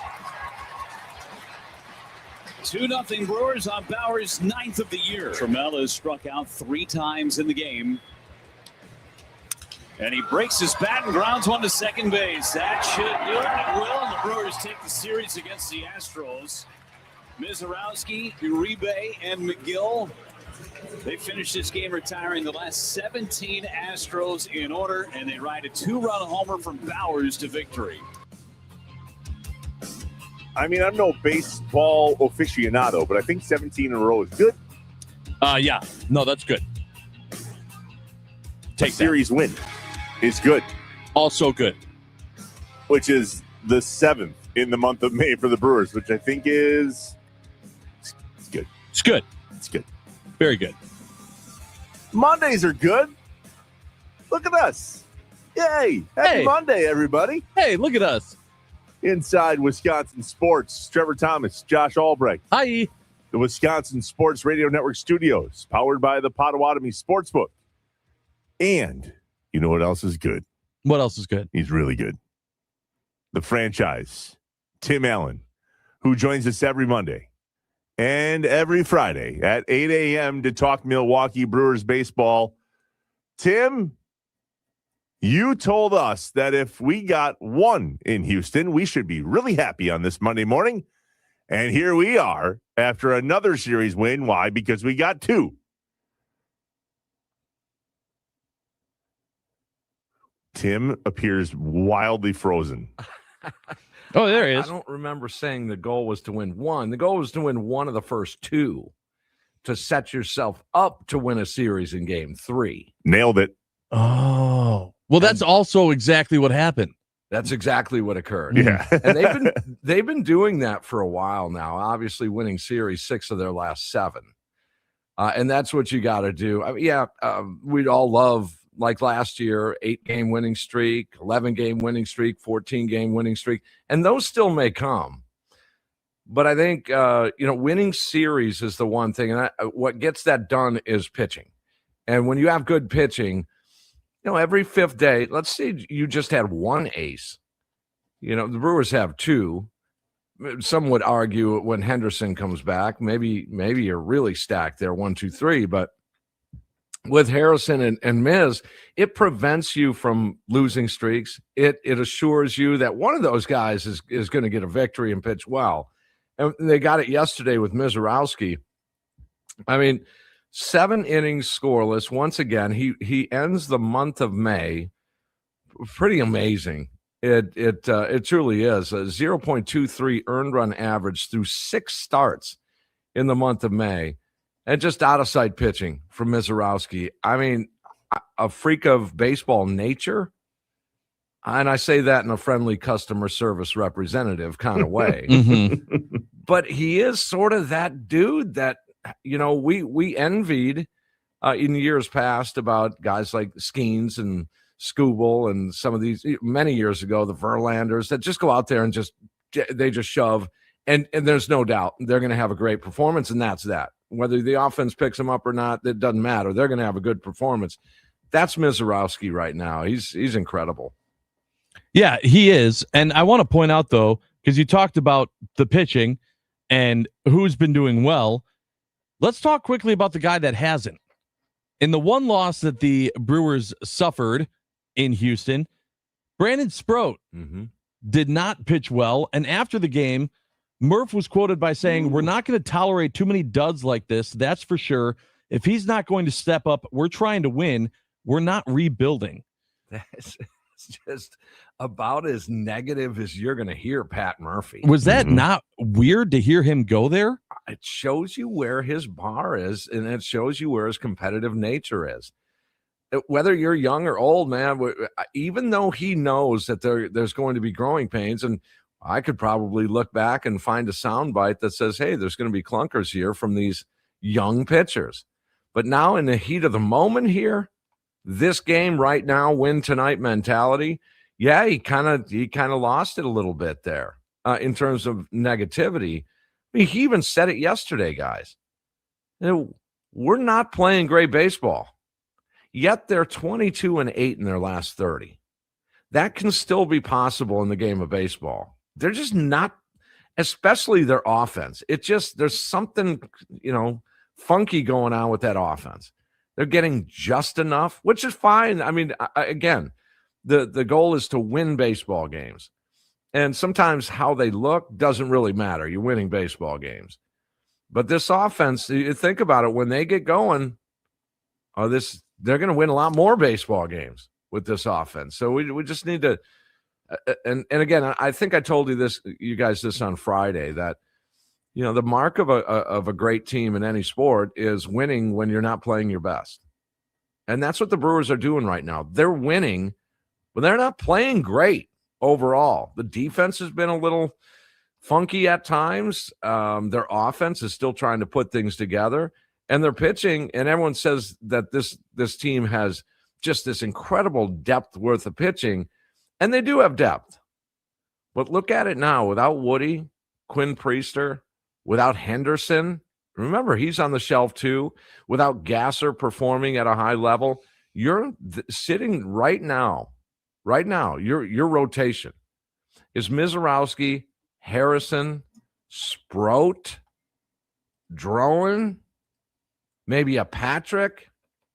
See how it thins out right away? Those injuries, they got to get healthy. And Coleman Crow.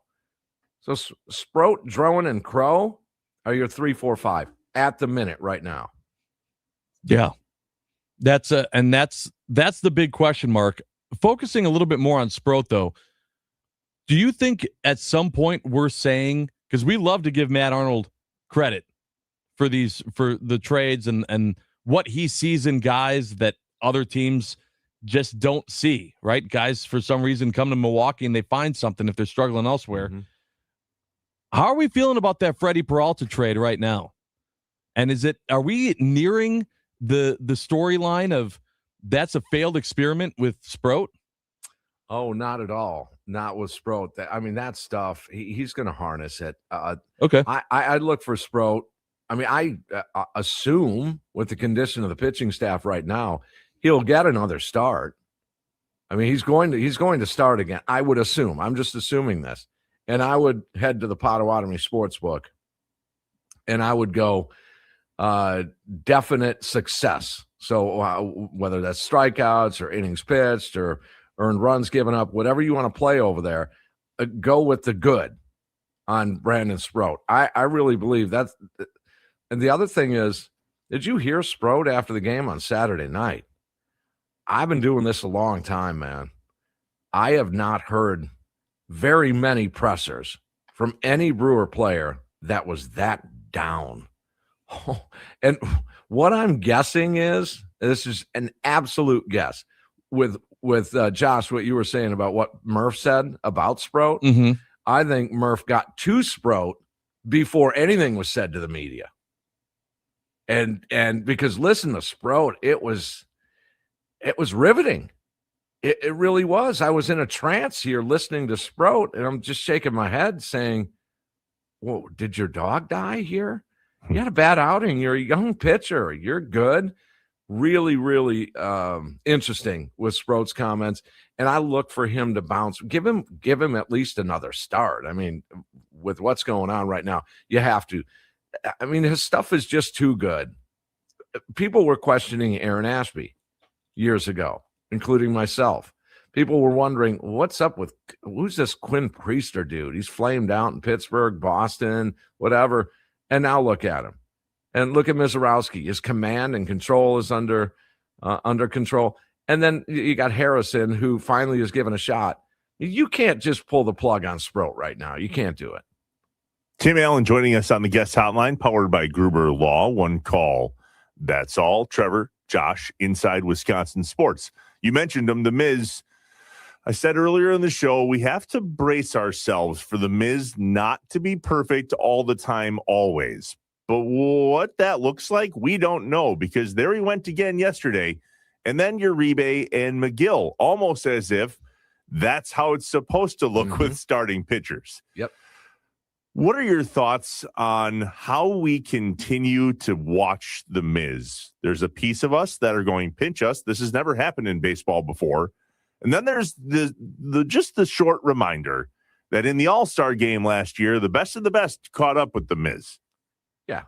Yeah. I mean, he's just right now a calendar year worth of a big leaguer. What was he called up last year? June 12th, maybe 11th, Right. 12th range. He's not even a year into the league here. It's crazy. So he's going to learn from that, that mid or that July sort of August sort of downfall a little bit and trying to figure things out. But yesterday's game, I didn't think he pitched his best.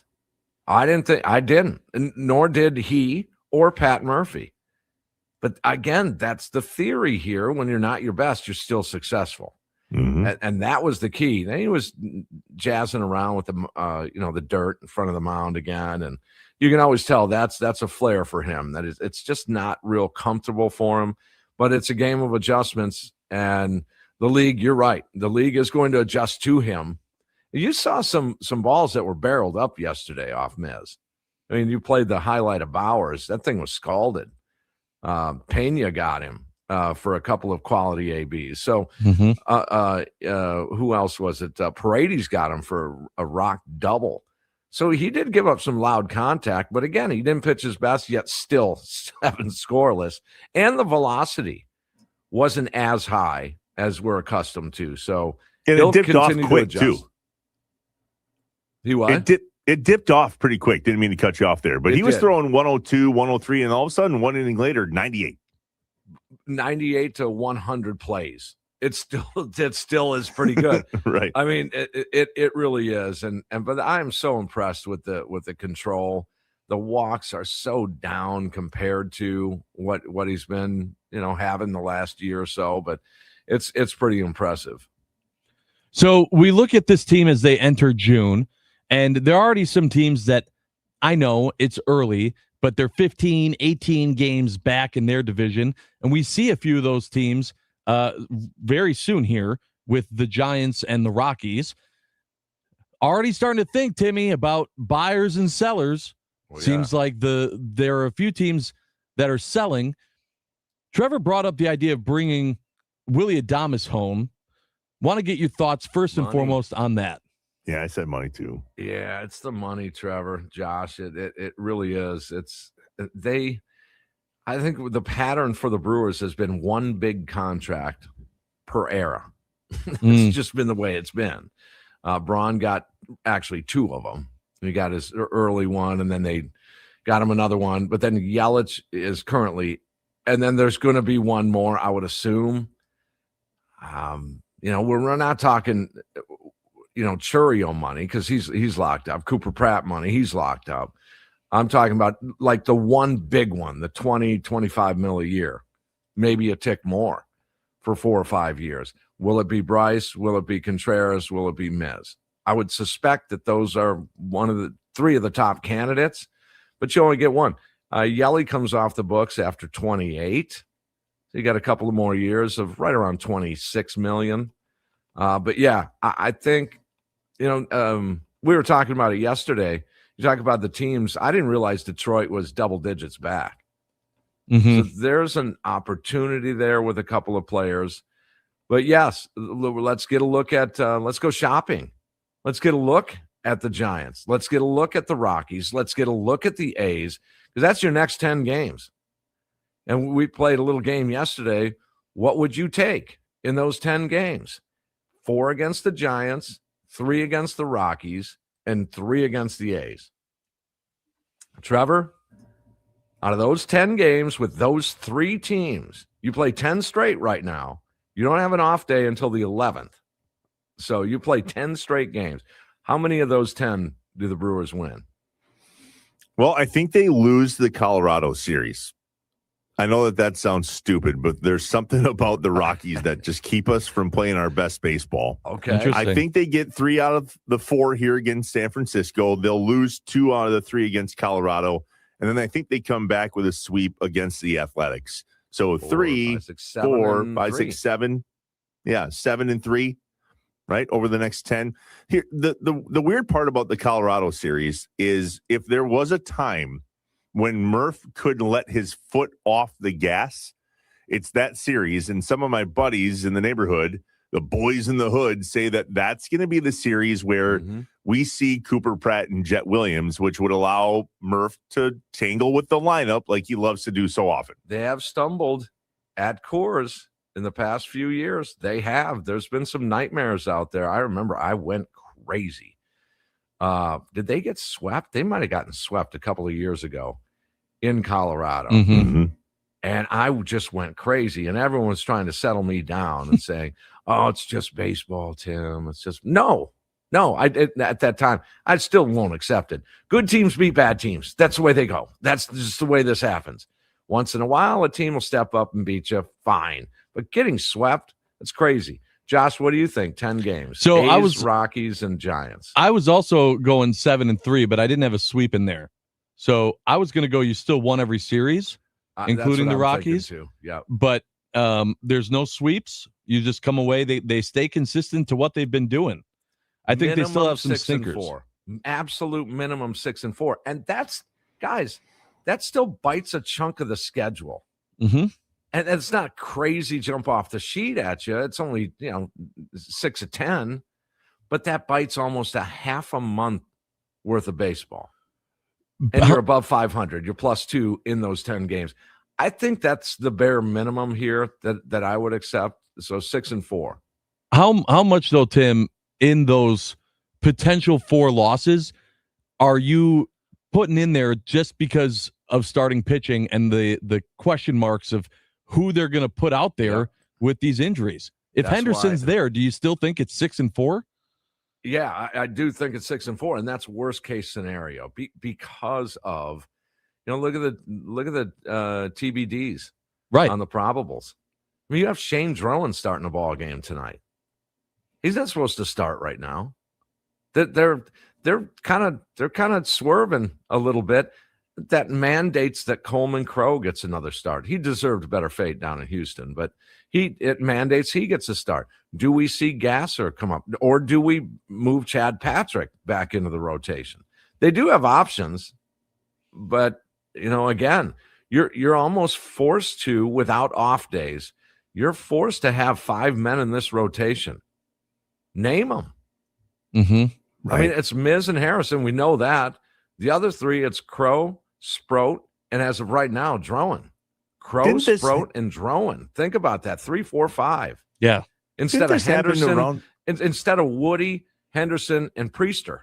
Mm-hmm. Ooh, big difference. Huge. When did this happen last year, though? I feel like this happened to the Brewers last year. Was it around this time? Well, it was earlier. They were really rocked by the starting rotation injuries. And so what Matt Arnold did is he went out in April. He knew the writing was on the wall here out in April and grabbed Quinn Priester. It just had to have someone there. They had to have bodies there because it was, Gasser was a little bit beat up. Henderson was beat up. So you had to get some. And now you're looking at, we're really going to get a look at these young arms here in the next 10 games. They're all going to get 2 starts, essentially. I mean, I don't know how it patterns out here, but essentially in 10 games, all 5 of those guys get 2 starts, or do they? Is this an opener with Drowan, or is he a starter? Coleman Crow needs a piggyback. Are you going to start Patrick? Does Sproat get another start? They're forced to pitch Sproat unless you want Gasser up here. You want Gasser to? Really. That didn't go well. No, not so far. He's going to make some adjustments, but pitching is going to be tested here. And the good news, not to judge a team, but let's judge teams. Giants aren't a great ball club. No, they're not playing well. Are a bad ball club. The A's, although they're improved from last year, but no one's going to accuse them of being a great ball club. So if the timing, if you want to take a stretch of games where you have, starting pitching, which is young and mandated, forced by injury to start these guys, now would be the time. Right now, this 10-game run. All right, two more quick ones for Tim Allen on Inside Wisconsin Sports with Trevor and Josh that have nothing to do with the Milwaukee Brewers. Timmy, Did you see over the weekend UW Milwaukee and their success in the college baseball playoffs? Loved it. Yeah. I mean, that is, you can get wrong. I didn't realize they started out really bad. 5-23. Oh, yeah. Yeah. Are you kidding me? And all of a sudden this? They advance to the Super Regional? Not yet. They play. Okay. They play Auburn tonight at 5:00 on ESPNU. They need one more win, right? They need one more win. Yep. This pool play. The idea of pool play. They beat Auburn 13-8. Then they came back and beat UCF 13-6, and then Auburn beat UCF yesterday, and then Auburn beat Milwaukee late last night, early this morning. That's what pushes this to the regional final, winner take all, today at 5:00. Fun to watch. Oh man. Our next subject, Timmy, is senior superlatives. Many a graduating senior this time of year, and the superlatives are starting to come out. The most likely to this or the most likely to that. Do you remember if you were voted most likely to do anything in your senior superlatives? I was the most anonymous, just flat out. I wasn't in the burnout crowd. I wasn't in the jock crowd necessarily. I was just neutral and I was Switzerland. I was just right down the middle. Nobody really knew me. I didn't want to be known necessarily, but that was it. No, most likely nothing. Most likely nothing. Right. I mean, if they only would have known. I mean, most of I will say this, that most of I graduated with 600, almost 600, a big school down in Kenosha at Bradford. But I think as you rank the GPAs, I was something around 520th or something. But I graduated. Yeah, that's what matters. That's what counts. But I don't think a lot of my classmates even know what I do for a living. I don't know. I mean, I've been to the reunions over the years, but what were you most likely to be? Josh, did you have one? Well, you're going to have to stick around to hear that. Okay. Teaser. It's called a professional tease, Tim Allen. And I'll just go with most likely nothing. Yep. I think it's a category. Most likely to do absolutely jack you know what. Yes, that's it. Yes, I'll take it. That's fine. I'll take that over most likely to be convicted of a felony. Yeah, well, there you go. That's a category. Most likely to end up in jail for sure. That would be one. Sure. Well, way to avoid that one. Congratulations. That's awesome. That's a success. Yes. Tim Allen, Inside Wisconsin Sports with Trevor and Josh on the guest hotline, powered by Gruber Law. One call, that's all. There's 5 games between now and when we talk to you again on Friday. Here's hoping for the best, bud. After the last pitch, make the switch. We appreciate you, Timmy. All right, guys. Thanks. Go Brewers. Go Brewers. All right, so that's next. Senior superlatives. Were you voted most likely anything, or in Tim's eyes, most likely nothing? 414-677-1250, the Nicolay Law talk and text line.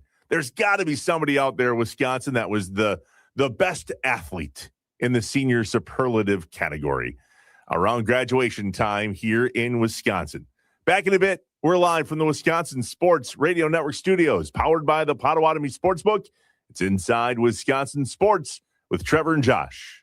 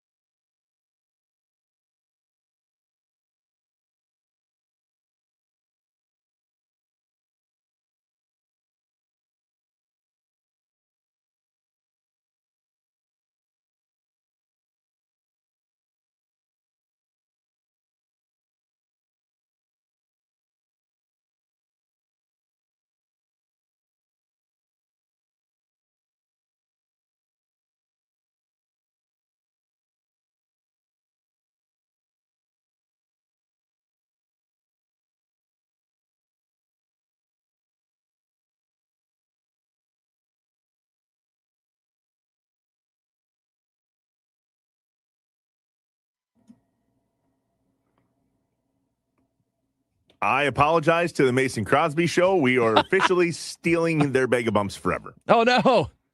Sorry, you don't have a bag of bumps anymore. Well, I mean, two can have this. Maybe not. Can we not share bumps? That sounds so bad. It does. It does. I could tell your brain processing it as the words were coming out of your mouth going, I shouldn't say this, but it's already coming out. So, whoa, that happens more times in one show than you would ever imagine. Inside Wisconsin Sports with Trevor and Josh. Happy graduation to all the seniors out there. Many graduated over the last few weeks. Probably one or two more to come across the state of Wisconsin here on the Wisconsin Sports Radio Network. I know my alma mater has graduation, I believe, this coming weekend, June 7th, I think is graduation for Johnson Creek, which had me thinking about senior superlatives. Do kids still do this today? Oh, man, that made me sound old. Do kids still do this today? Because back in my day, there was something called senior superlatives, and I know many of you listening statewide on the Wisconsin Sports Radio Network had a senior superlative or two with your name behind it. So we're curious. 414-677-1250, the Nicolay Law Talk and Text line. For those that you don't know what we're talking about, senior superlatives are a fun yearbook award that celebrate the unique personalities, quirks, and achievements of a graduating class. And they sound like this, like best all around, best dressed, who is the class clown, who is the most athletic, or who is most likely to go viral, who is most likely to become famous, who's most likely to become president. 414-677-1250, the Nicolay Law Talk and Text line. Josh, you teased so professionally. Yes. That there was a senior superlative with your name on it. What was it? So I was not one of the most likely to blank ones, and I didn't plan or think, like I was not popular in school. I didn't think that I was going to be getting much of anything. And then I found out when the yearbook came out that I had been voted one of two people, I don't remember the other person, for biggest teacher's pet. Oh, really? And I went, yeah, I guess that makes sense.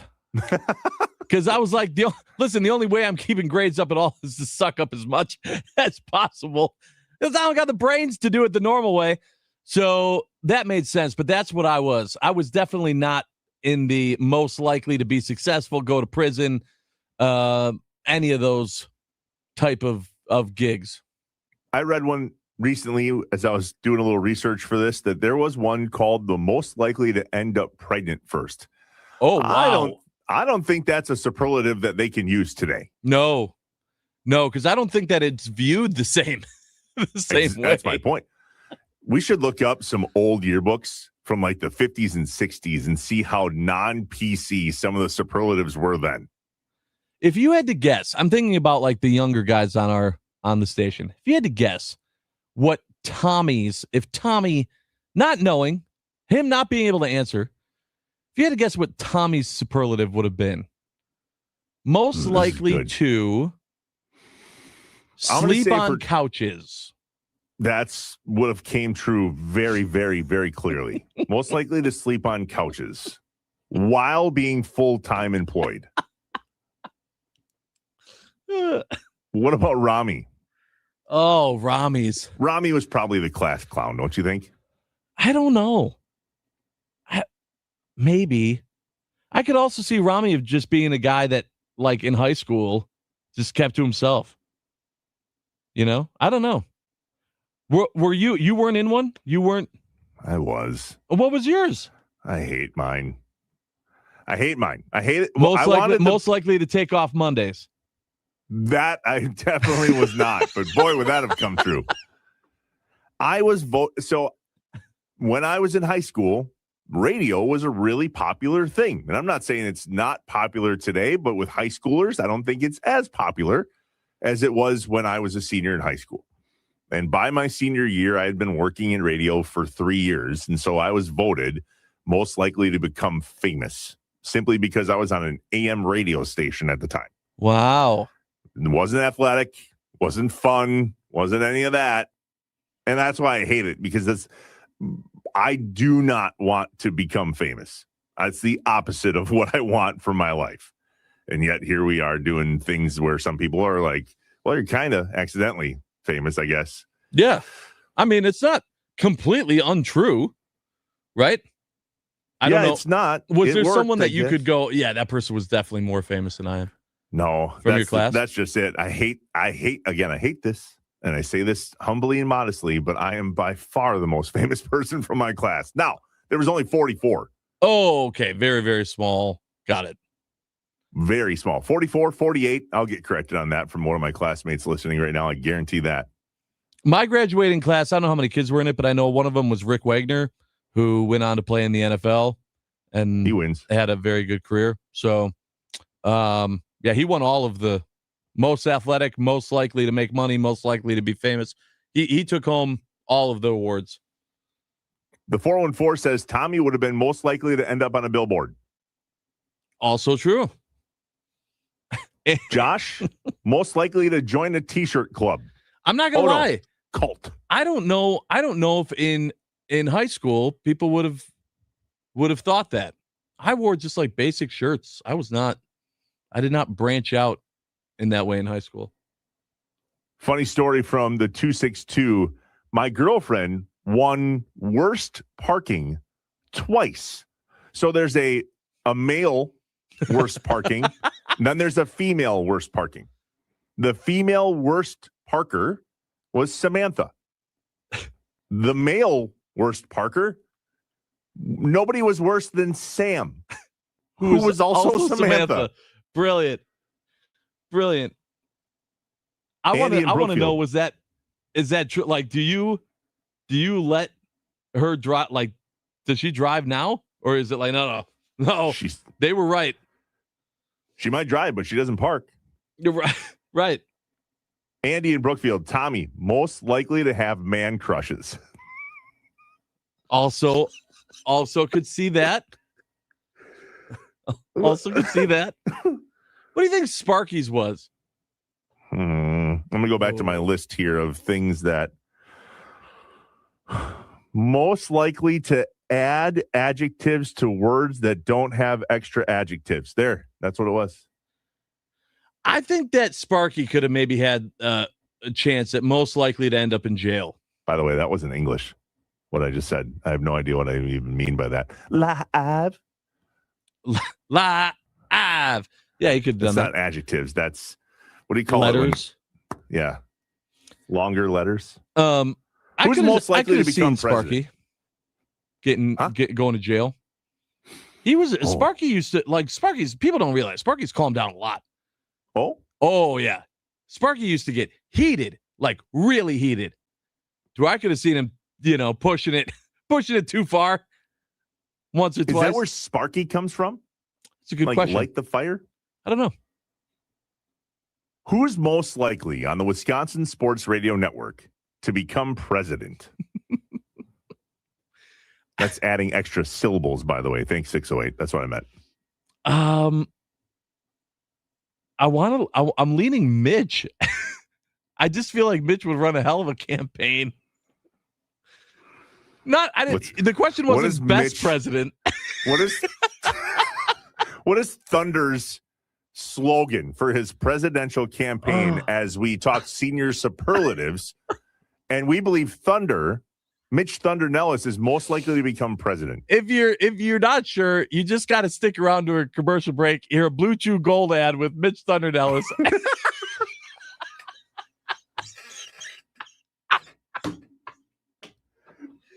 Thunder for president, doing the hard things.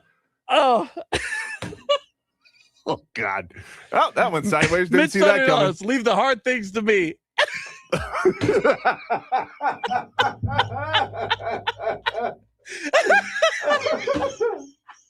Okay. Oh my God! Go to break. That's amazing. Leave the hard things to me. I swear to God, if that spot plays first in this break, I will lose it. That'd be amazing. Is it up? You can see it on No, it's not.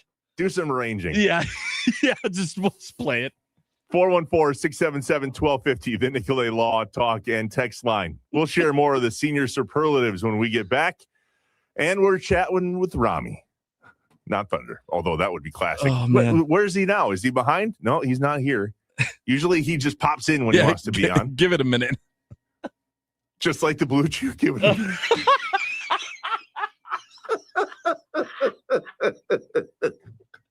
Oh, we need to go break. Oh, Inside Wisconsin Sports with Trevor and Josh. Go. Just go.